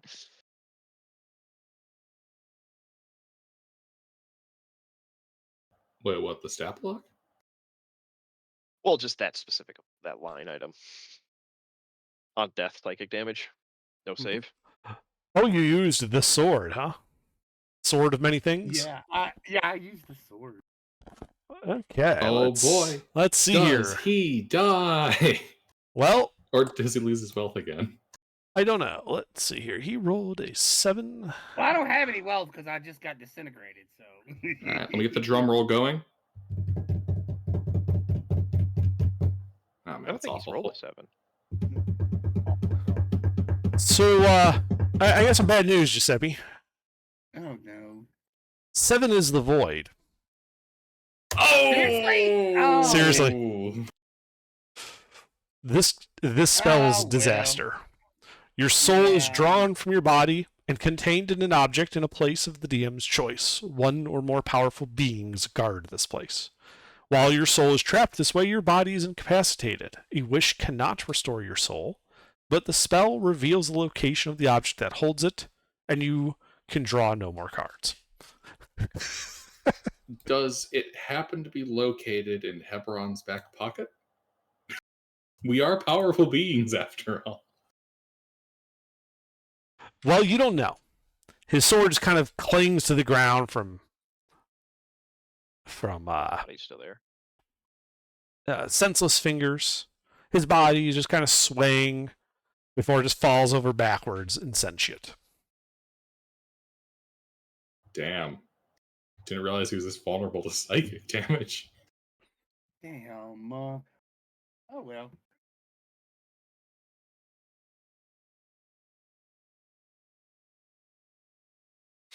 All right. Wait, I have a question. Uh-huh. Is it evident to us that that's what happened to him? Well, yes, because the sword is so glowing with a certain image that those of you versed in the sword would know is probably not a good thing. Give me a second, I can pull up the image.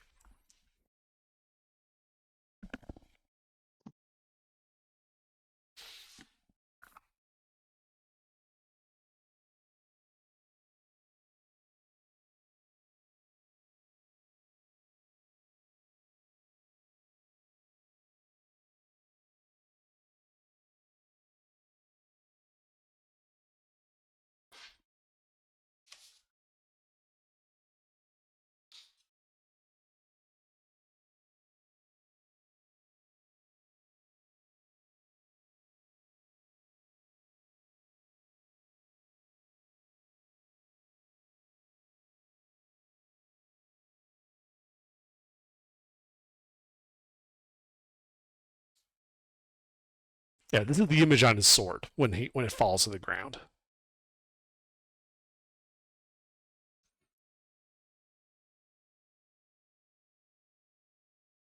That is actually a nice piece of artwork. It is. But we lost him. He's gone. You say that like it's a bad thing. Damn You it. know, he was kind of an ass. But he was our Right. ass. Well, anyway, back to killing things. This goes in the book. I mean, nothing's stopping one of you guys from picking up that sword and continuing with it.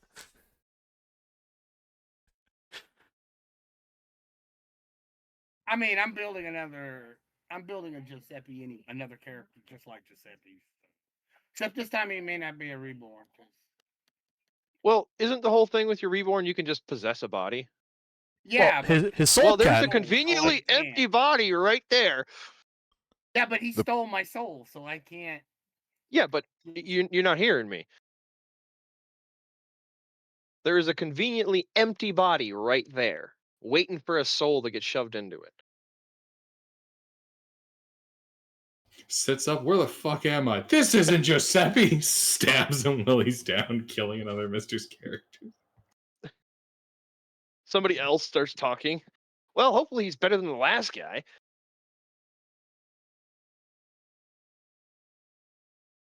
Gonna be bringing around Giuseppe's body like a fucking ghost full of Weekend of at Bernie. And I just got that body. Well, it was nearly brand new. Didn't even have a full mile on it yet. I know, right? Just came out of the vats, man. Damn. All right. Well, Makes it right out of the lot and then is immediately T-boned. mm-hmm. And then these two Dwergars start their turns to the left and right of the despot. Save. Yep, they have to make a whiz save, yes? DC 1/8.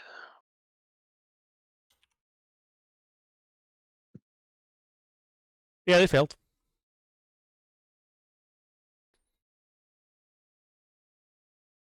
Uh, 17 necrotic damage.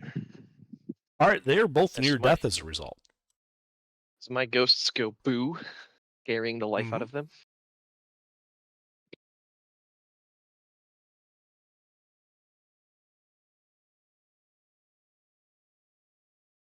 What race do you appear to be, Elendar? My health. I asked what race you appear to be. Health, half elf. Sorry, half elf. Sorry, I thought you were saying your health, like you were asking about. Oh. Okay. Yeah, half elf. Well, let's see. Giuseppe is there, and he's there. So he's just going to step to the other side of Hebron, look at Hebron, and while looking at Hebron, very clearly takes a step away from you, Hebron, provoking an attack of opportunity. Which one is this? One of the goons that was to the left and right of the boss. He's looks like he's walking towards Elendar. And it's very clearly causing an attack of opportunity from you. Like he's like looking like right at you as he then steps away. Wait. Like the same way I look at people before I pull that shit? Yeah. Oh, I like this guy. Grapple. Okay. I replace the attack with a grapple. Okay. Well, contested athletics. Then. He's a medium creature.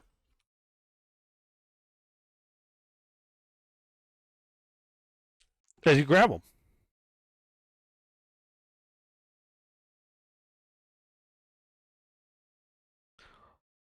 And he just gives you this nice wide grin as he stares right into your eyes, Hebron.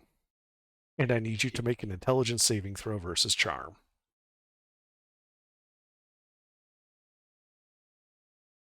Intelligence. Yes. Versus charm.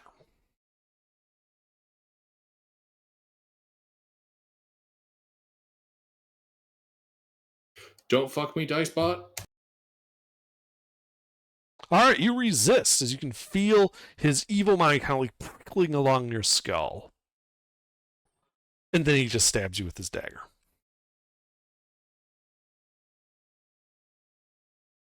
Does a 19 hit you?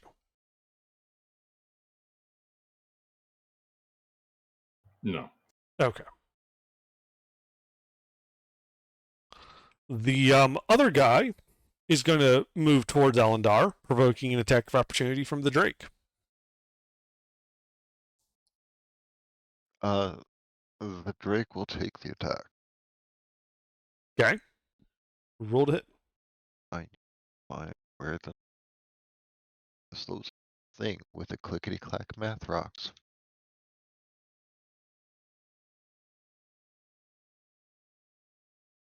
You missed him. He uses his Ooh. reaction. You missing him. And the Drake needs to make an intelligence save versus charm. What level are y'all? XP total 16, 27, 88. Oh.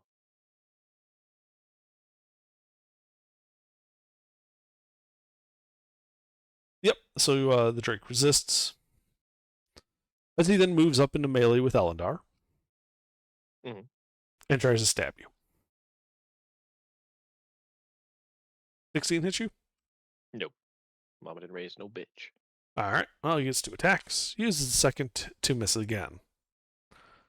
This is most unfortunate for them. I thumb my nose at him. Yes. Hebron. You're grappling one of these guys. Yeah, what do these guys look like again? Like this. Gray dwarfs with bad teeth. Oh, these guys. These guys. The guys. exactly the type of guy the boss would rely on to keep the workforce in line. Hmm. Unfortunately for them, I'm not some common Union sympathizer. And I start stabbing the bejesus out of him with a burning sword.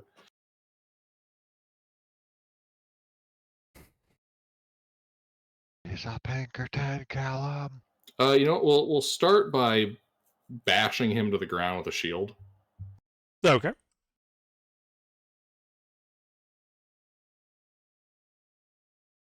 He does not fall.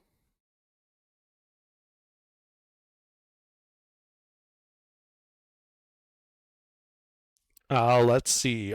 Crit, hit, and hit. Well, he's about to have a bad time. He is.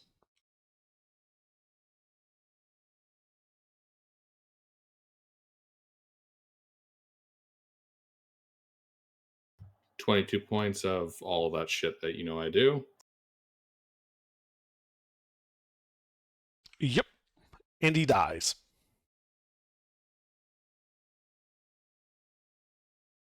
Oh, He was near death. Indeed. They both. oh, he was. Oh, The damage from Spirit Guardians put them both near death. can I put the other two on this other guy? Yes. You just take a couple of steps over and hit him. Hebron's lag switching. I've waited to say that for so long. He's in the We middle of haven't some. had this fucking. Oh, he's dead. Okay, I moved to the next target. He's a few steps away. He's in the middle of the kill animation on one dude, and all of a sudden he's on the other guy.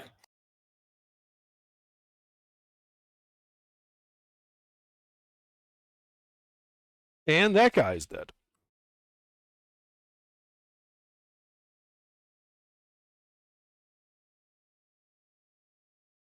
Anything else in your turn?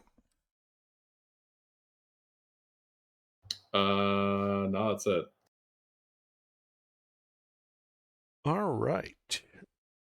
The laborers. So who among you speaks Dwarvish? I do. I do. All right.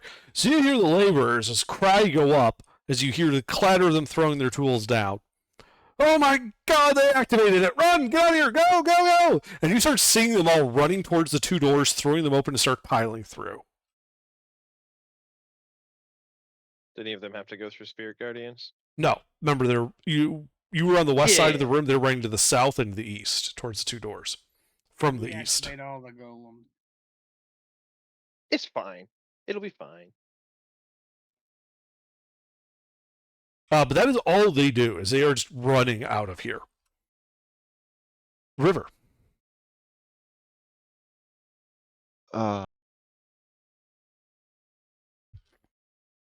So the boss is dead.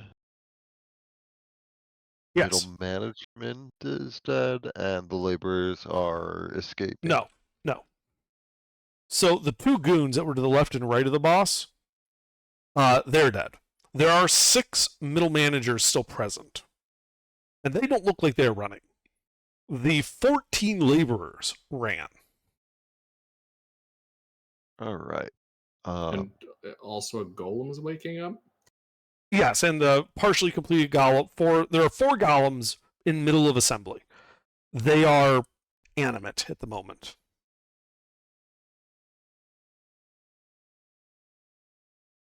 I will go ahead and shoot the closest golem to me. Okay, that would be the westmost golem, also the farthest from completion. Roll to hit. I will, before I shoot, cast magic weapon on my bow. Okay. Is 20 and 21 to hit. Okay, those both hit. Wonderful. I will use favorite foe and the Drake's reaction for I didn't pick a element. I'll go ahead and go with acid because that's what I always go with for the Drake's damage type. Is number. The 2 sharpshooter shots and the extra damage. That's 48 damage total. Mhm. 4 of that is acid. The rest is magical piercing. Yeah. So you hit it. There's like a brief hissing sound from your, from the parts that you hit. And you hear one of the middle managers yell out, "It's gonna blow!" right before there's a flash of light, a sensation of warmth. And I need everyone in the room, including the enemies, to make dexterity saving throws.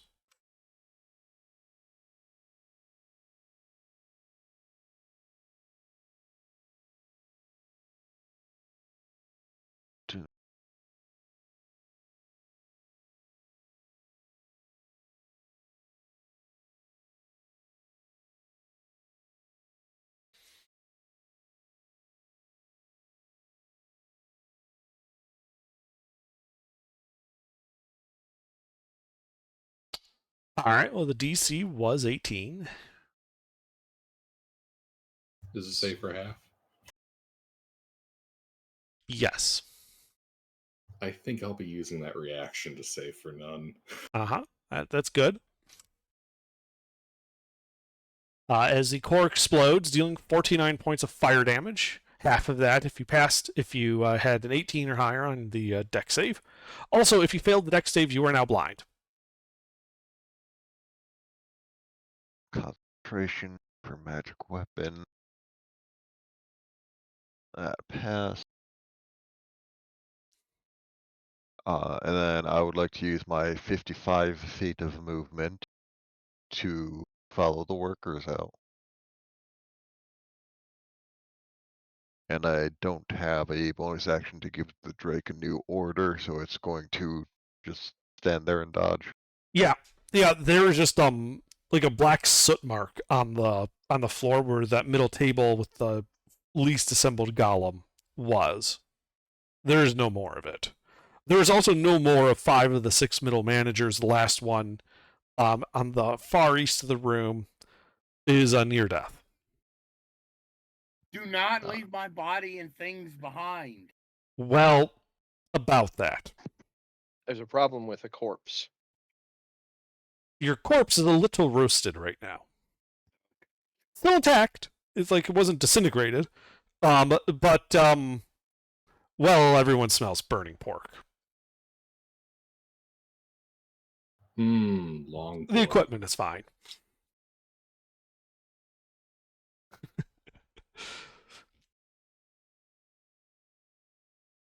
An explosion of inverted disintegrate. I mean, it okay, wipes look, out the let me magic put it like artifacts and this. nothing Let me else. put it like this.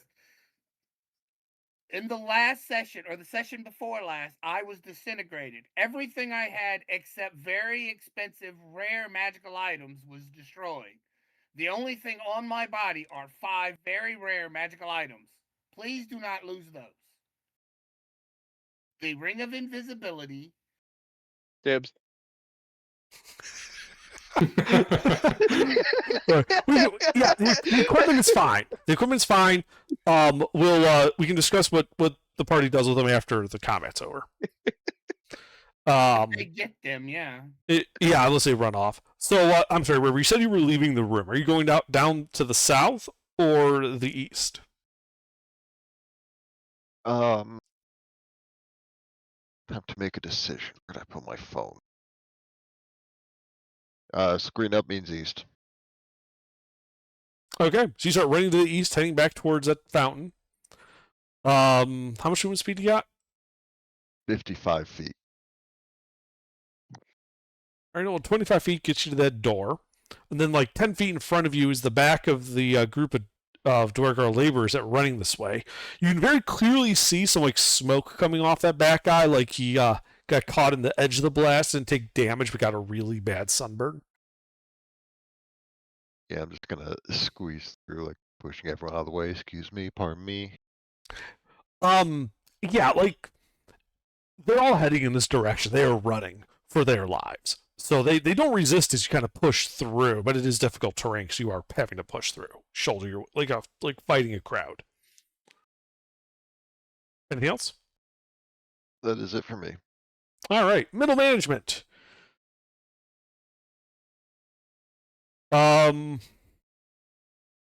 Let's see.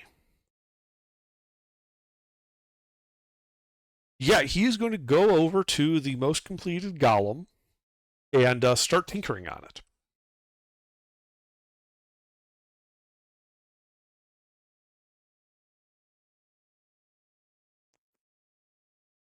There doesn't What appear to kind be of any tinkering? effect. You're not quite sure.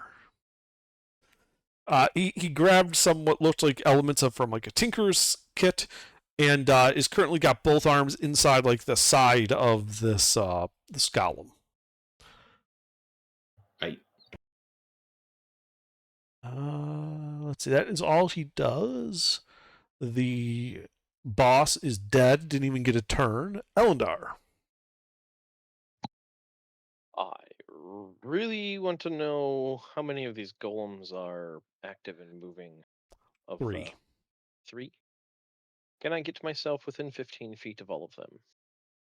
Yes, and that would also Okay. include the middle manager. Excellent. And then I'll look to the rest of the party that's alive in the room. Hebron, I would recommend grabbing the body and running. That's the idea. You hear the Dwergar speak up in like broken common. No, safe, stay, come closer. I say, Oh, in, yes, of course, perfect comrade. Dwarvish. Yeah, totally get it. I see exactly what we're doing here. And then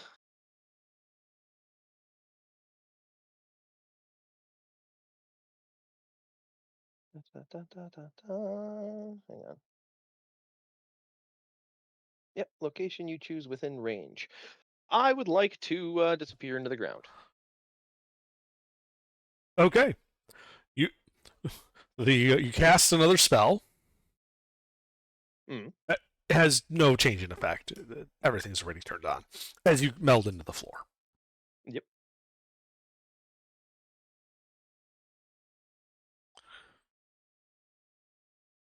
Is that all? Yep. All right. Let's see. Those guys are dead. Hebron. Right? What do? Well, I'll start by grabbing that body. Uh-huh. You It's grab a Giuseppe's corpse. body. It's an item interaction. It is, and it's also all crispy. And then I dodge, and then I haul it through the door to the south. Okay. Dodge, hauling it through the door to the south. Ahead of you, like 15 feet away, you can see the backs of, the Dwera laborers running. The hall goes to the south 10 feet to a cross intersection, and the Dwera laborers seem to be all turning to the right at that intersection.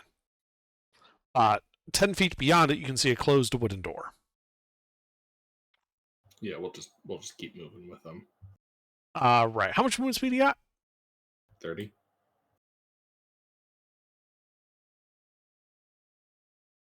Well, 30 feet would get you just north of the cross intersection. It would appear that to the left is a hall. To your left is a hallway heading east. To the right is a set of stairs ascending to the west. All right.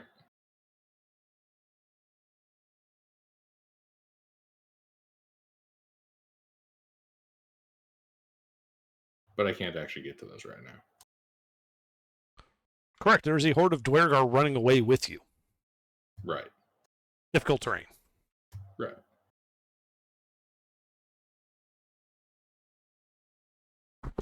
It is also worth noting that these guys don't appear to be armed. All right.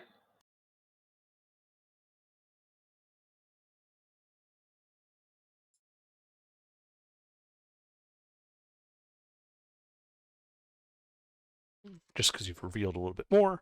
All right, anything else? Nope.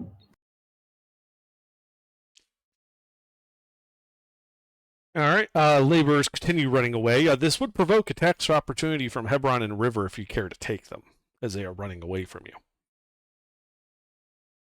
Nah. Effectively non-combatants, I'll pass. Okay. Yeah. River, it is your turn. How much of middle management left? One guy If you look behind you, you just see the one nearly dead middle manager with his hands like inside the chest of the most completed Iron Golem. I will put a shot into the middle manager and then a second shot into the Iron Golem. Okay. Roll to hit. Uh,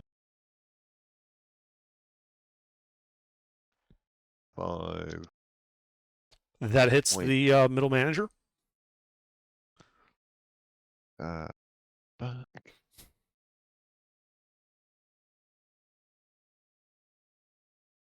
Oh.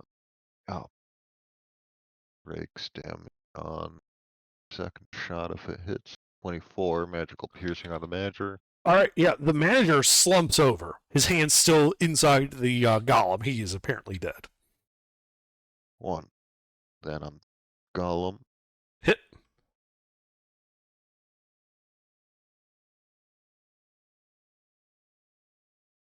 This is with a favorite foe that I can do on hit and the Drake's reaction for acid.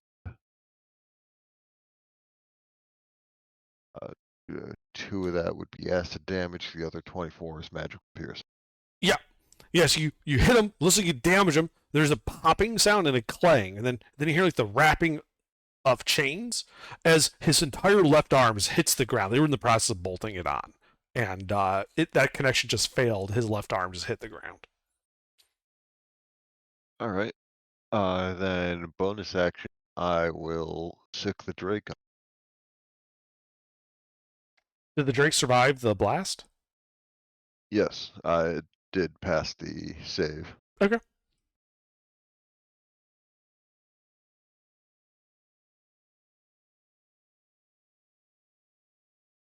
Only 2 to hit the Golem. A 22 hits the golem.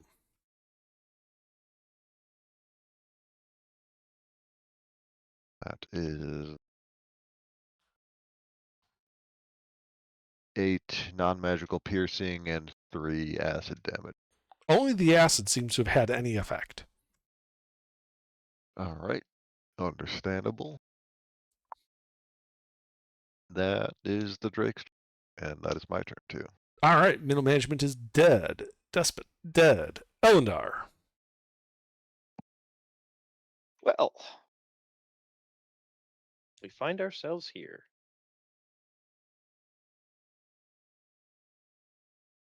Yeah, Spirit Guardians, 7th level. Okay. Attacking everyone then. Yep. All right. That whole side of the room getting spicy. Anything else? Nope. I hang out in my hole. All right. The golems move and begin their turns. I believe they have to make wisdom saves. Correct. I think they all Nobody failed. passed. Indeed. Please roll that damage. 34.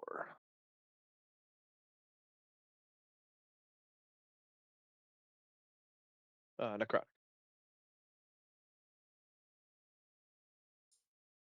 All right. Well, 2 of them look like they got damaged by that. The most completed one without its arm.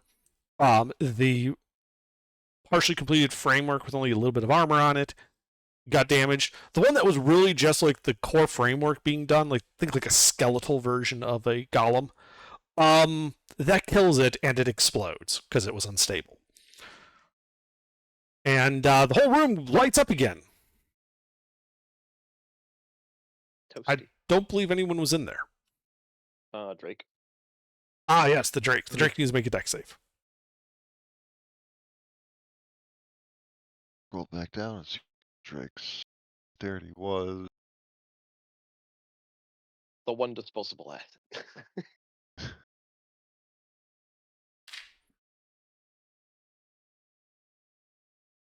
Well, pass for half. Taking half that, so Please. 31 points of fire Yeah. damage. It didn't matter. That still kills it. Yeah, I would imagine so.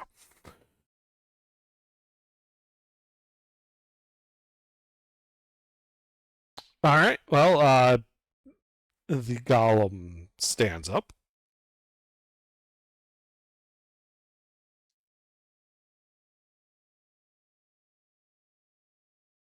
And the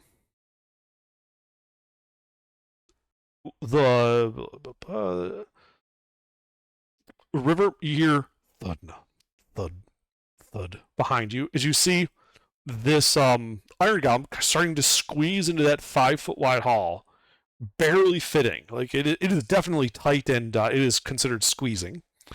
It also appears to, in its one attached arm, be carrying, clasped by the hand, its other arm.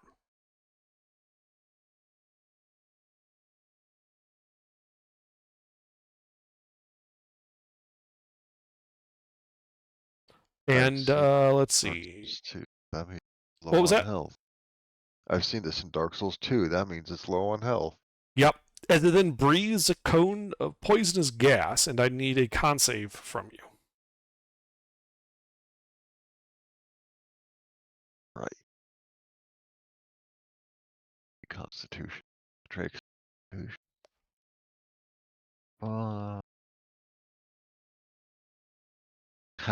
Not good. Not good, yes. You take 57 points of poison damage. Also not good.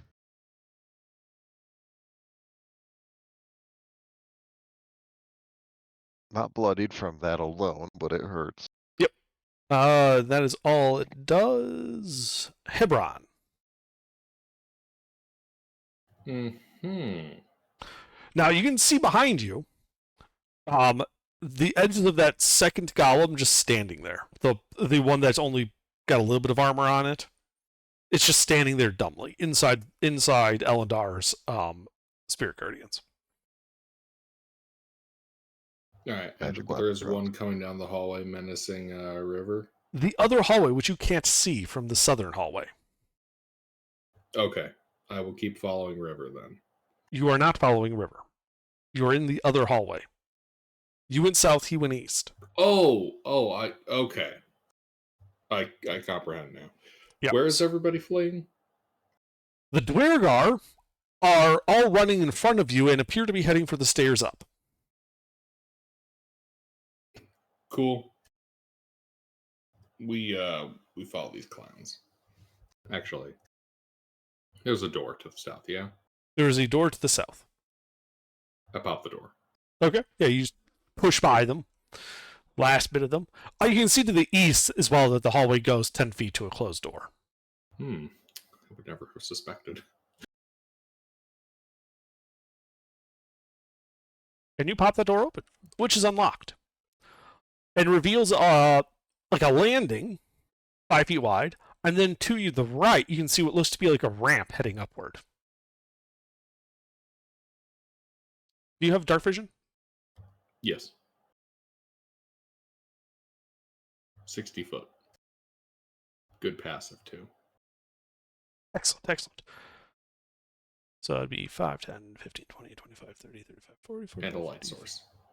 So also goes about 60 feet to a set of doors at the top of the ramp, but about 15 feet or so down the ramp, there's also a hallway heading south.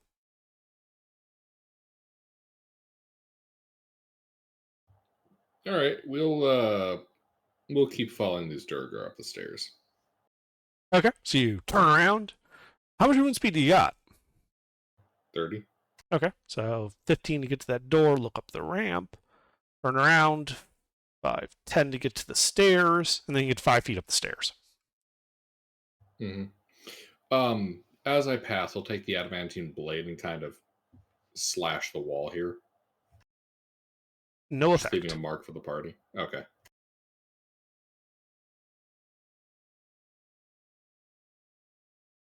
Eight. All right. Is that it? Nope. No. What do you do? Yeah, I mean, yes. Okay. All right. The Dwergar in front of you continue running up the stairs, putting a gap between you and the back of them. Because they are taking the dash action. They're getting out of dodge. Yep, they're also pulling away from River, taking the dash action. River, it is your turn. There is a dead Dwergar in front of you, River. He got caught in that poison gas as well, and he did not survive. Sucks for him. How beat up does this golem look? Injured, not yet bloodied. Fuck. I'm gonna cast magic weapon on my bow again and take another couple shots at him. Okay. We'll roll to hit.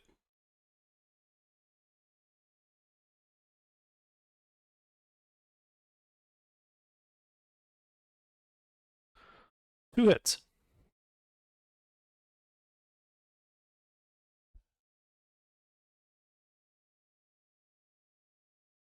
Yeah.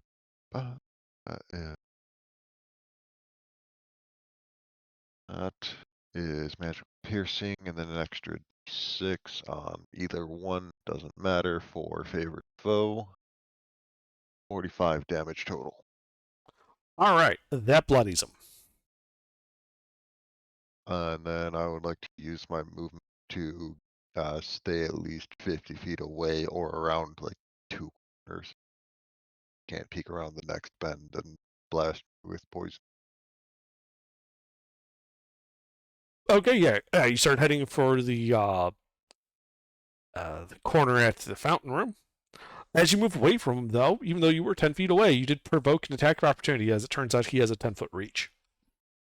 Does feet require a melee? Sorry, say again? You broke up. Ah, damn. The mobile feat does require a melee attack. I have the feat, but I made a ranged attack, so it does not apply. Unfortunate. So he tries to wallop you with his other arm.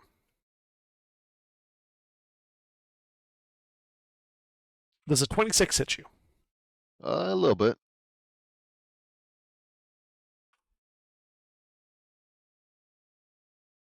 All right, he wallops you for 8 points of bludgeoning damage.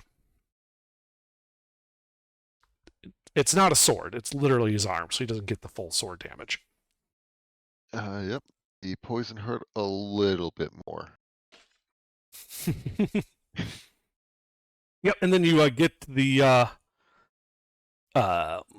fountain, and you can turn to the south, start heading for the scriptorium. Are you okay with losing line of sight of him? Yeah. Okay.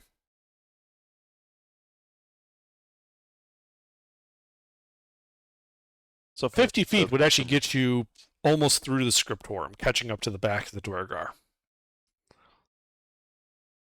I'd imagine I'm going to be falling slightly behind, but I'm just going to be following their trail more or less. I mean, they can move 60 per turn because they're dashing. And you're using your action to move the 50. Yeah. Well, 55, but. Yeah. Okay.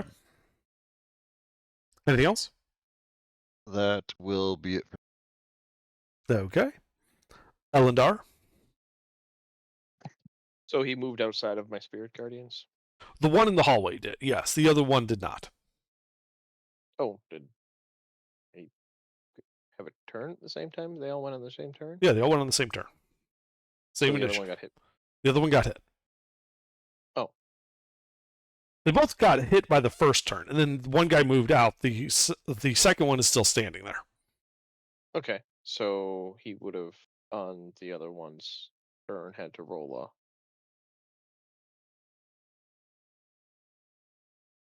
You said he just kind of standing there dazed and confused Yes. when you were describing And him it's to your everyone. turn. But their turn went all at the same time. I haven't rolled damage for that. You roll damage when their turn was after your last turn. They went after you last time. They took damage. You did 34 points of damage to them. Oh, right. Okay. Sorry. Yep. I was thinking that attack was They've only had a one full second turn. turn. Yeah, you've only had one full turn. Yeah. Okay.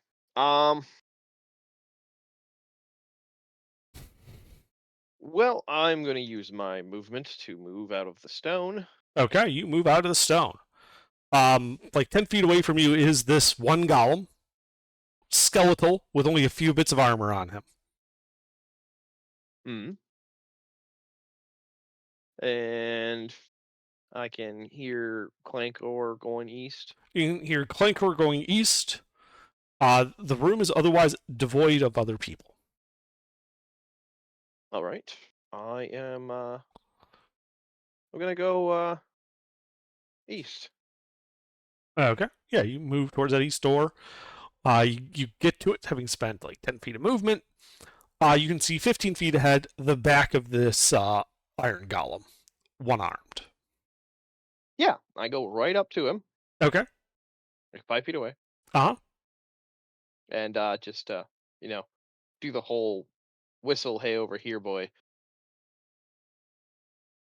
The body doesn't turn. The head just like swivels 180 and looks down at you from behind. And then I meld into the stone right there. Okay. That'll be it. All right. Hebron.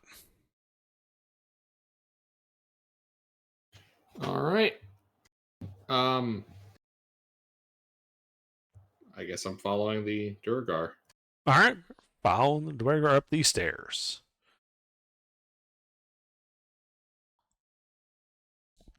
Anything else? No, just that.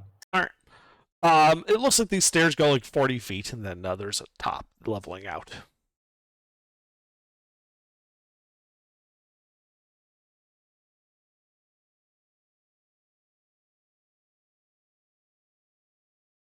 And after all that movement with them, you would end up like 5 feet from the bottom of that, just so you know. Still packed full of Dwargar in front of you. Wait, I thought the stairs went out.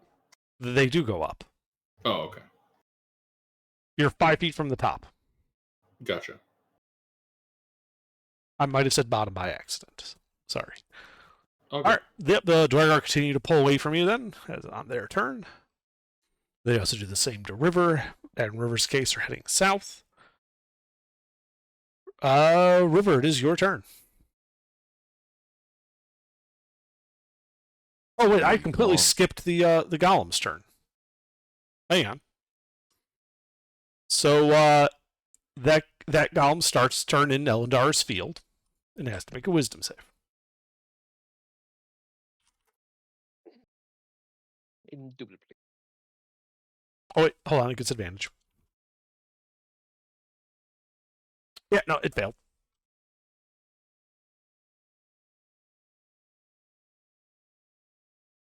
Okay. That's a little feithier. Indeed. In River, you hear clank, whir, crunch, scrape, whir, clank, and you can see behind you, River, just barely getting to the door of the scriptorum, the golem. Still carrying its door. It is currently 15 feet from you. It took the dash action. And now it is your turn, River. I don't speak Dwarven, but I do speak Undercommon, so I'll call out to the laborers that the clanker is still coming. It is clanking along behind us. Okay. You get a reply as they're running away from you, and also an Undercommon. Then run, you dumb fucker. And I'm gonna that's letters. I'm gonna shoot it twice and then keep running. All right, roll to hit.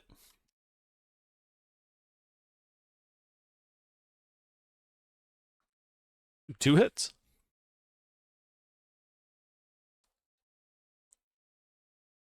Uh, uh,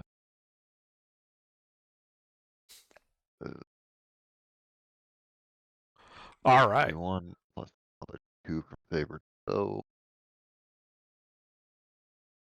43 total magical piercing. Yeah. Yeah. It is looking to be near death. And then I will use my 55 feet of movement to follow the laborers. Mm-hmm. Mm-hmm. And you're getting closer. Having said what you did to the laborers, they also say an undercomment. The fuck you following us for? Go the other way, asshole! Lead it away from us. The fuck you mean? I don't know where I'm going. Excuse the fuck out of you guys. I'm the guest here.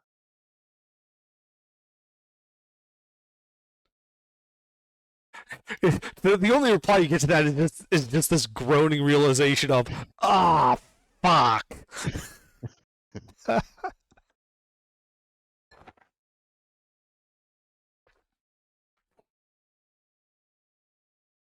Alright, but that is my turn. Okay. Elendar, it is your turn. All right.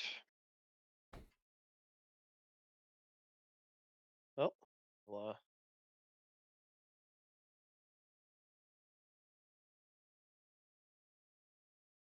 use my movement to get out of the stone.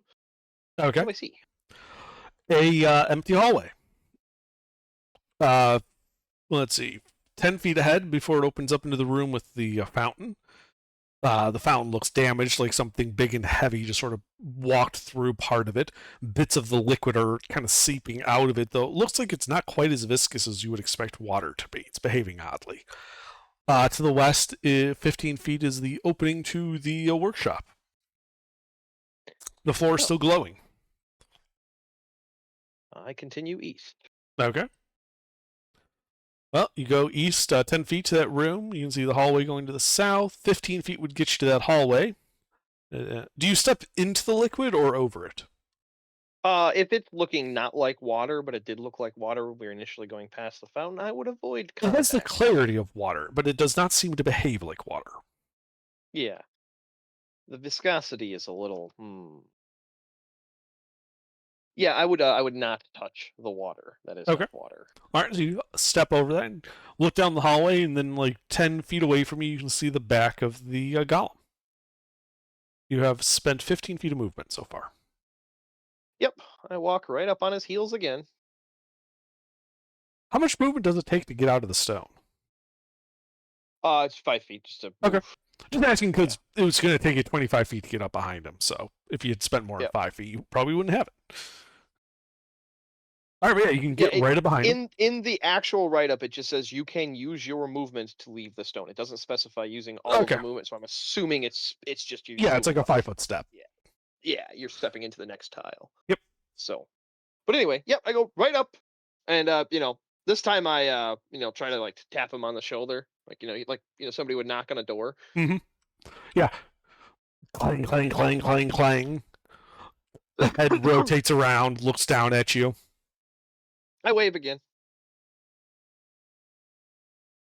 The eyes But this time- flicker as if with exasperation. This time I don't meld in the stone. I just stand there with my arms crossed. Okay. Actually, no, I take that back. I do meld in the stone. These fuckers explode. I forgot about that part. Here I am being cocky, getting myself killed because I'm pretty sure if they rolled high enough, I would potentially be dead. Okay. So, last third level meld in the stone. Mhm. Yoink. All right. And that'll be it for me. Yeah, and then it's his turn.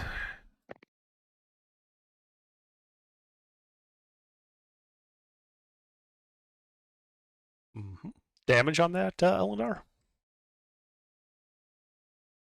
Oh, you know what we haven't taken into account, which doesn't matter now, but it would have mattered for pursuing River. The movement debuff. You're right, it would have. Oh well. So Well, actually, that would change the distance of the explosion. That would matter. Well, what I mean is I'm not going back. Too late. Yeah. So yeah, River, there is a loud clanging crash coming from the scriptorum behind you. 17.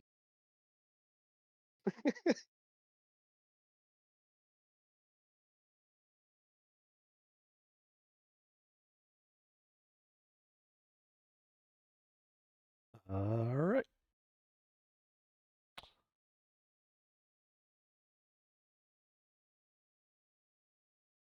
Hebron, it is your turn. All right. Excellent.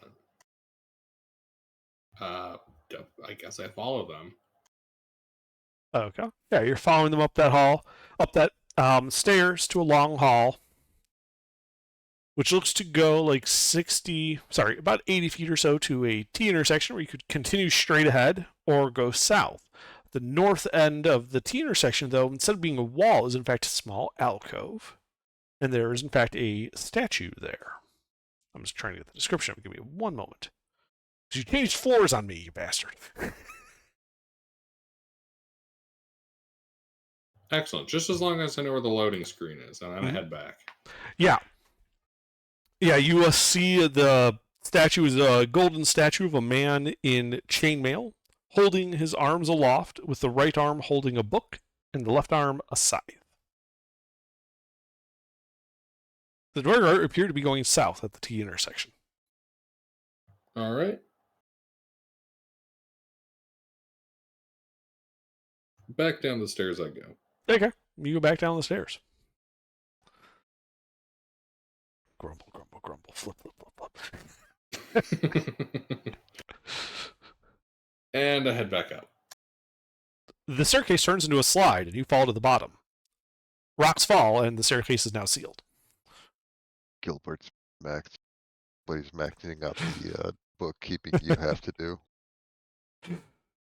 All right. Well, yeah, you head back downstairs. Anything else? Yeah, I'll count myself lucky that I wasn't on the stairs when those rocks fell.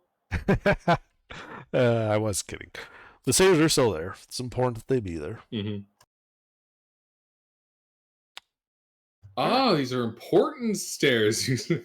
Yes. All right. I do so say. that- Or they are that's- in fact, designated evacuation route for when the golems begin exploding. Cool. You must have missed that safety briefing. What a bad intern you are. I'm a very good intern. It's not my You fault. missed the They safety literally briefing. They skipped orientation. You can't gaslight me. Better interns would have asked for it. Well, they weren't getting better interns. Cut Indeed, corners they're like not. that, you get the interns you get. So, River, yep, you're following the Dwargar. They're running away from you. What do you do on your turn? The golems aren't keeping up. They were not really keeping up before. Currently, you don't see them. Do I have an estimate on how big their explosion is from the two Well, that I've seen? From the two that you've seen, it was at least reaching filling a 40-foot long room, so at least like 25 feet. All right. I would like to follow the Dwargar, and once they're far enough out of the scriptorium, that the explosion won't likely damage anything inside of there. I would like to ready in action to shoot an arrow at the golem that is likely going to keep chasing.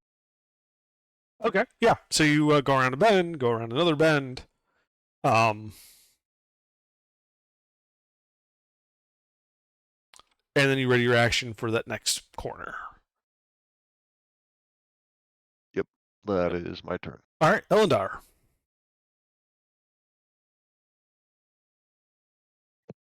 All right, I'll move out of the stone. Okay, hold on. I need to check something.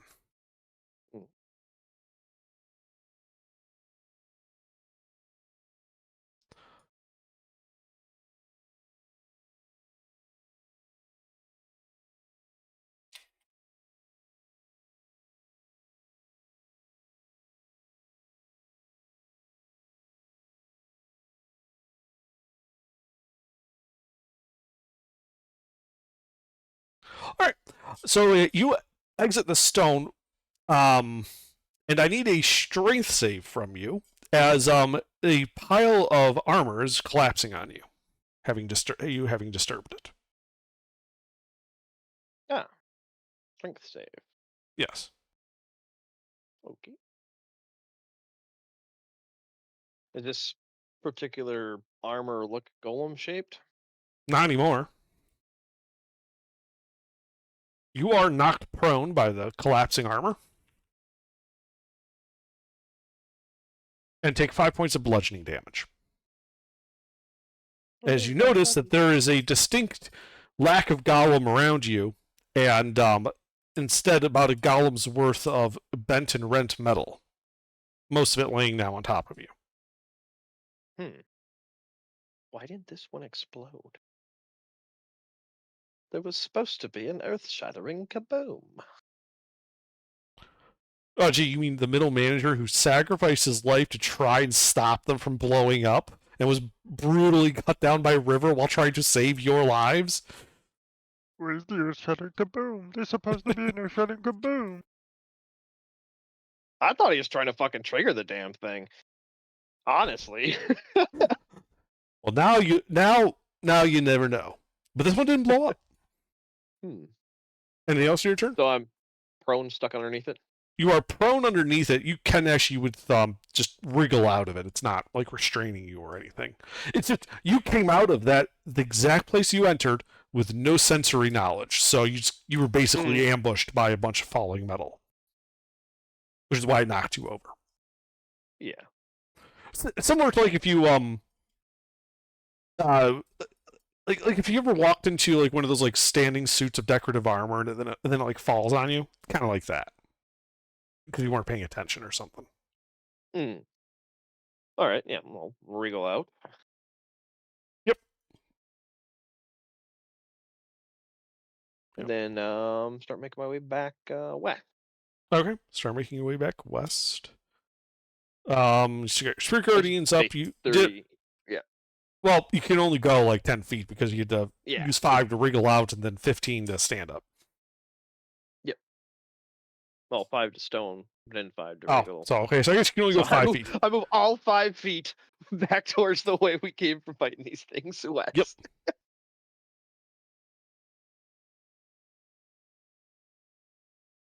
Yes. Okay. Hebron. I do have Spirit Guardians up. Oh yeah, I need Indeed. that for the damage. Ah, yeah, I suppose there's a chance that it ends. I took a little bonk in the head. Yeah, I mean, double nat ones could have done it. Anyway, all right, Hebron. All right. Head back to the party. All right, well, you're at the bottom of these stairs. Ahead of you is a closed wooden door 10 feet away. To your left, 10 feet away, is the open wooden door to the workshop. And to your right is the open wooden door to the ramp. Where do you go? Are the golems across the way active? They didn't seem to be the last time you looked. They weren't moving. All right, we'll head up to the workshop. Okay. So you head into the workshop. As you get to the door of the workshop, you can see, towards the right, like halfway between you and the eastern door, the skeletal golem just standing there with a little bit of armor on. A few scorch marks.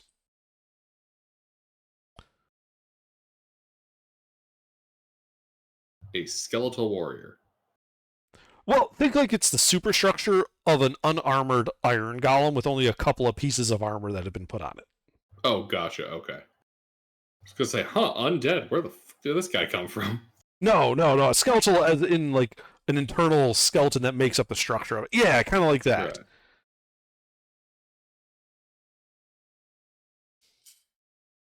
Yeah, no, I got the idea. Okay. So you've spent 10 feet of movement. It is 10 feet away from you. 10 feet beyond it is the eastern door that you saw River at all run down. Well, we're not going to use the burning sword. We're going to use the other sword, the one that doesn't burn. Indeed. We're gonna hack this thing down. Okay.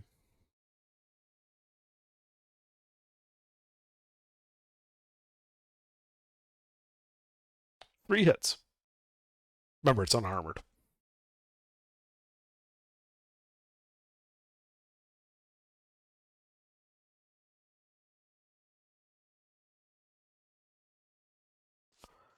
All right, that bloodies it.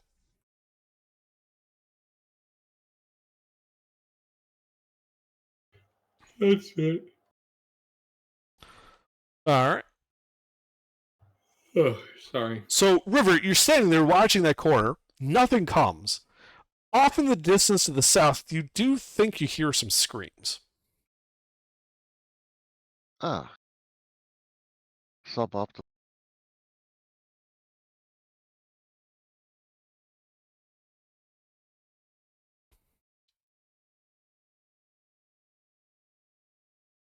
What do you do? It is your turn. I will go down south, see what the screaming is about. All right, you head down to the south. Get into that corner. You can see to the west, 5 feet, open door. 10 feet, another open door. Beyond that, looks hazy and smoke-filled. Also, it appears to be coming out of a hole in the floor. You know that pit you guys jumped over? Well, the incense has been burning this whole time, and there's like a cloud of it just kind of like wafting out of the filled pit. What was at the bottom of that pit? A crashed minecart and 3 dead Dwergar guards. And are the laborers in here now? You don't see them. This is a hallway. Beyond the pit, the hallway turns to the south.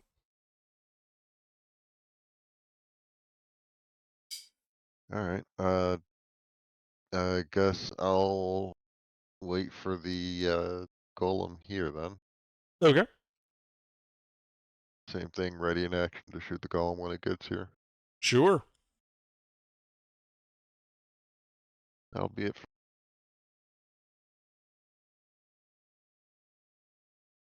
All right, Elendar. Oh, so heading west. All right, well, you head west. You have 30 feet movement, right? Yep, base. All right, so 10 feet to get by the fountain. 25 feet would get you to the entrance to the workshop. You can see Hebron in melee with the unfinished golem. The unfinished golem is bloodied and standing in like between these 2 doors. It is 10 feet from you. You've spent 25 feet of movement to get here. Okay.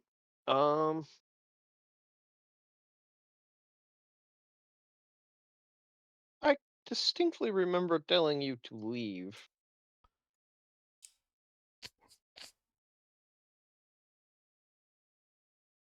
There's about to be a earth-shattering kaboom. There I'll move. is? Yeah. When? Made it all the way up the stairs. I walk the 5 feet forward and use a 4th level to melt into stone. Okay. You walk forward and then melt into the floor.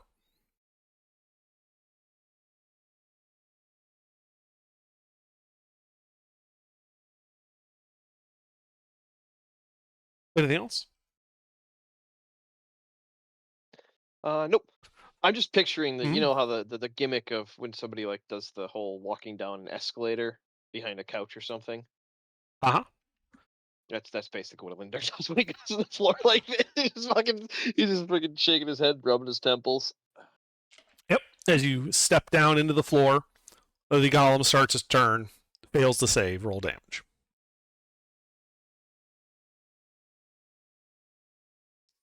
The golem is near death, but is still alive. Hebron, your turn. Is he in Spirit Guardians? He is not. You only walked 5 Ooh. feet forward. Lucky him. I didn't see him when I did this one. Hebron's gonna look around. Okay.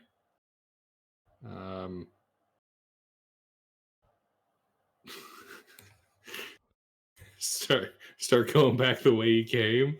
Okay. So you walk away from the Utterly nearly dead golem. beaten. The golem is like standing there right in front of you. You're not going to hit it. We'll push it with the shield. It falls over. It does not resist. Tortoise goes, shoves it. Like the sound of pots and pans hitting the ground. Yeah, I head back to the intersection. Do I hear that Okay. screaming? No. Okay. It was faint and short. Like somebody falling down a hole they didn't know was there. I'll go through the southern door and go down the ramp. Up the ramp. Goes up. Up the ramp? I'll go up the ramp.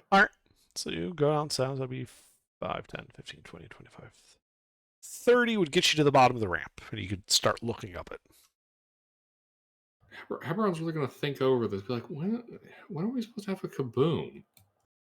He'll just dash action as he goes. Okay.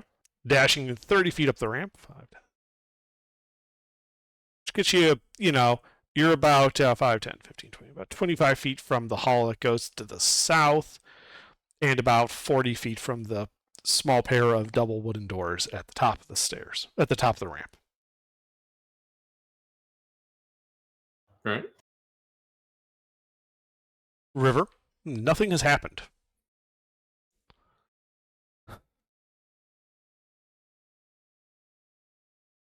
River? Sleuth?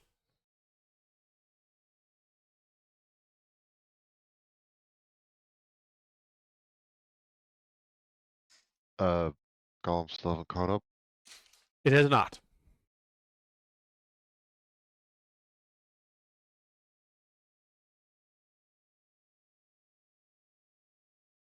I guess I'll backtrack a bit, see if I can find it. Okay. Yeah, you start walking back.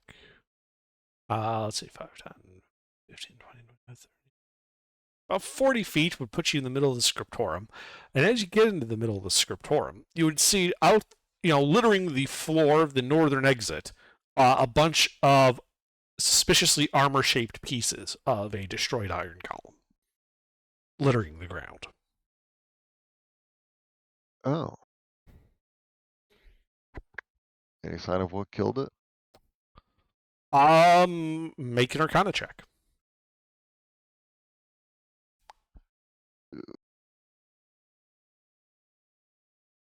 Arcana.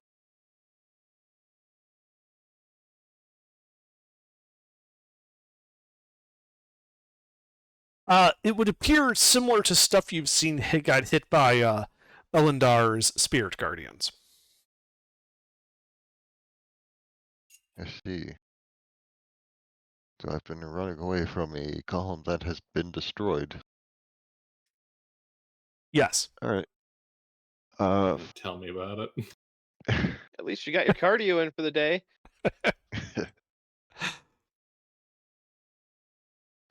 Feline agility, I will return to the room that the middle managers were in. And, Okay. How much speed does that give you? Doubles my speed up to 110.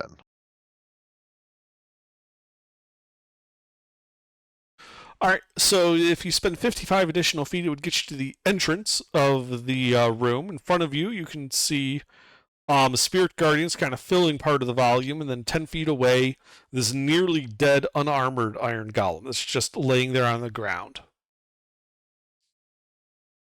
Elendar, you want me to get that, or you got a Elendar, handle? you don't see Elendar. Just spirit guardians.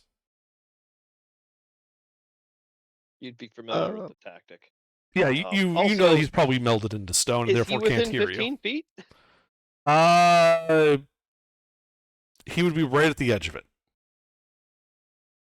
It's tingly. You would know tingly bad Uh-huh. because I Tingly. cast Spirit Guardians when you weren't around, so you would know. These would be spicy to you. He looks like he's got it. I'm going to dash to get another 110 feet with feline agility. He runs And into the room. Scooby Doo's back out. Where do you go? Eleanor's got that handled. I'm gonna go follow the laborers again. Okay. So that would basically push you back to where you started, looking at this pit 20 feet away. And sign of the laborers from here. No sign of the laborers from here. Alright, I will wait here then. Elendar? I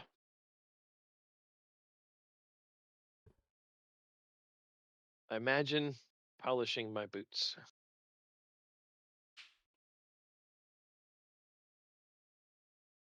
I do nothing on my turn.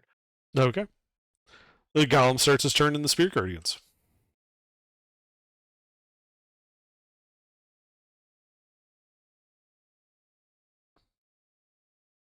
Mm-hmm. River, if you would. So, That's good enough. Hebron, you hear from behind you this whump sound. Sounds like it came from the workshop. River's too far away to hear it. I see.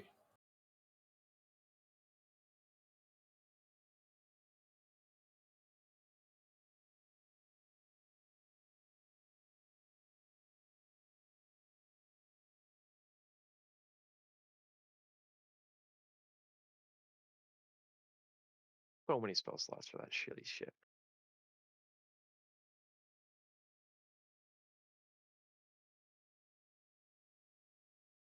And I think at this point we can say you guys are out of initiative.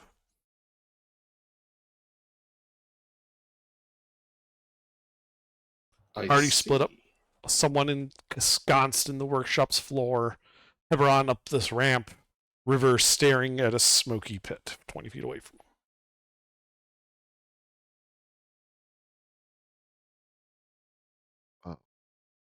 I think I'm going to have to call it a night here because the whiskey is winning. All right. Have a good night. Thanks for playing. Have Yeah, a good fun. night, Sleuth. Thanks for DMing.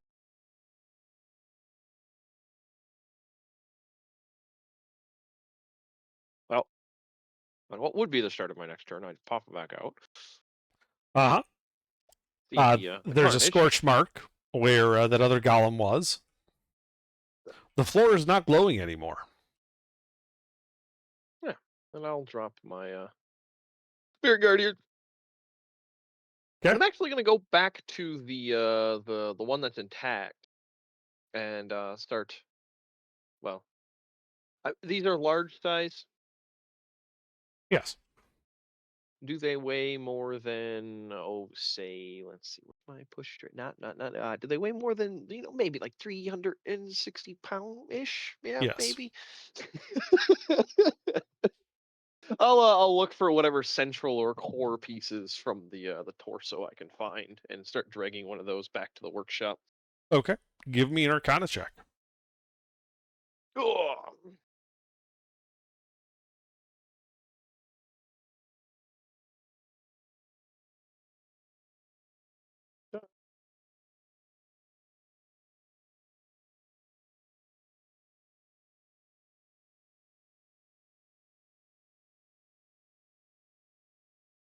So you're going through it, and it's like, you think this might be the core, but no, that's a ball joint. Now you're looking through other bits of it. Lots of armor, lots of like mechanical levers and the like of what would look like levers, but are like the internal joints. You find its head where like the helmet is, kind of crumpled and cracked. But as you look through, you do not find anything that you would call a core. Yeah, no, I wasn't looking for like some sort of Dwemer, gem keeping this thing active. I was looking for its torso. Yeah, you found the various bits that make up its torso. Yeah, those I'm going to whip out a cloak and start piling on and dragging them to the room where the workshop was. Okay. Yeah, you start dragging it down the hall. Do you just drag it through the liquid then that's leaching out of the fountain? The whole floor is kind of coated in it now. Oh, I forgot about that. I guess we'll stop for a moment and experiment with the funky liquid. Okay, what do you do? Poke it with a stick. All right, you poke it with a stick. What kind of stick? Wooden stick. Dead wood. Okay. All right. So you poke it with a stick, and as you pull it back, you can see like a damp spot on the stick end, like where you'd stuck it into the liquid. But other than that, it appears to have had no effect. All right, I'll take out some tinder and try to burn that damp spot. It burns very vigorously. Hmm. Like it takes a spark, and it's like, whoosh, What color does it burn? bright yellow. Okay. So one of the lowers. Um.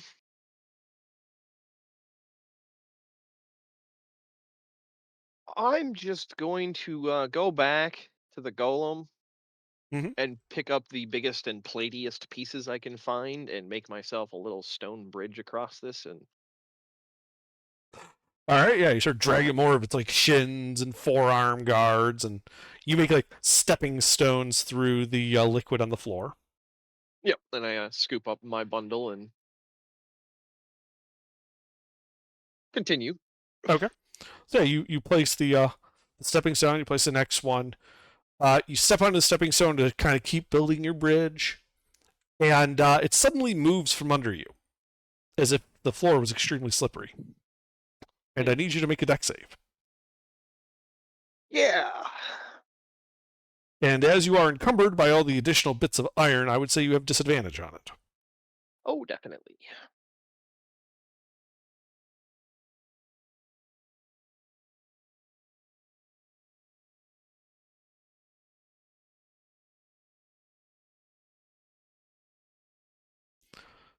So you slip, Well, let's see what it does. you fall prone, hitting it, kind of coating your whole back and like your hair, and then the metal falls.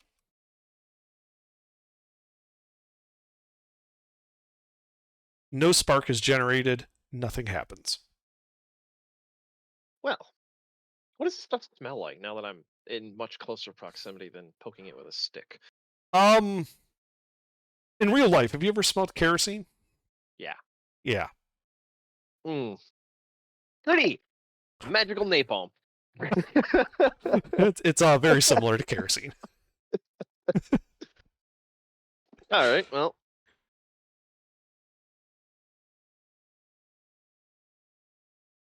I will get up. Mhm. And since I'm covered in this and it didn't immediately have some odd magical effect on me, make my way through it carefully. Okay. Yeah, you're carefully going through. You know, your feet kind of sliding around on the now oiled floor. But going slowly and carefully, you don't need to make any more checks. I And you can learned get to my the other lesson. side. Yeah, well, we'll continue on to the workshop. Mhm. And Yep, then, leaving wet, oily footprints behind you. thwack. And then, yeah, I'll deposit my loot in a pile in the center of the room for now. I'm assuming there's not much of this room left. There's a spark, but you're quick to move your feet back from it, and it doesn't explode. You just said you threw him down. Metal on metal. Yeah, gotcha. All right. Then I will go back to the magical napalm and cast detect magic. Okay, you cast Detect Magic. You do not detect any magic. Good. Then I will pull out my let's see. I got 5 water skins with vinegar in it as that shitty wine. And so I'm gonna use that to kind of as I'm emptying them to kind of clean and make a area I can stand in next to this stuff. Sure. Then I will start squeegeeing it into the. Well, you know, there's like a fountain with like a pool of it still there, right? You just submerge the things in it. Oh, I thought it broke. It's cracked. It's seeping out onto the floor, but there's still a fountain. Oh, okay. If it's Because seeping the- out onto the floor. The Iron Golem stepped on its side, like it didn't Mhm. care, and so it cracked some of the stonework there. How much of the stonework? How big? Is it? How much? How many square inches of crack do I need to apply stoppage to? So there are 2 vertical cracks going from the floor to about the lip of the thing about a foot up. Okay. I'm just going to take unlit candles and press them into it using the wax to. Sure. Yeah, it takes you a few abate the minutes, but leak. you're able to work the paraffin in there and eventually stop up the leaks. Yeah, and then I'll start squeegeeing the floor. Okay, where are you putting the oil? Where are you squeegeeing to? I'll be using water skins. I have 12 empty water skins after emptying my vinegar out.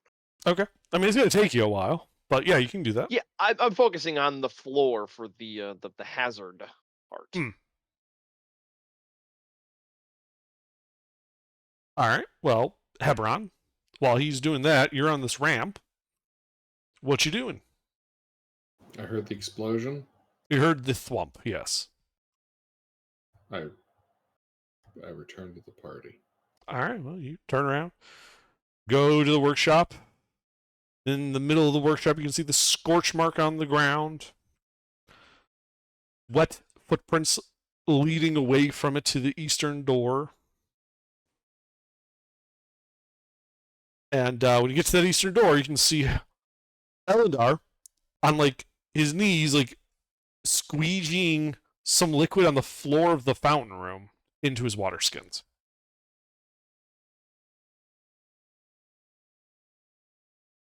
Okay.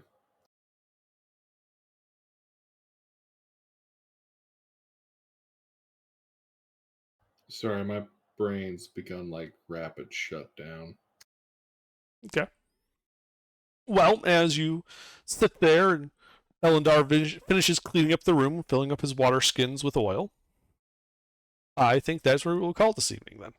It's a good stopping point.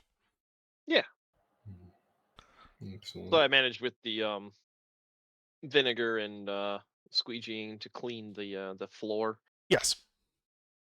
All right, and then I'll fill the other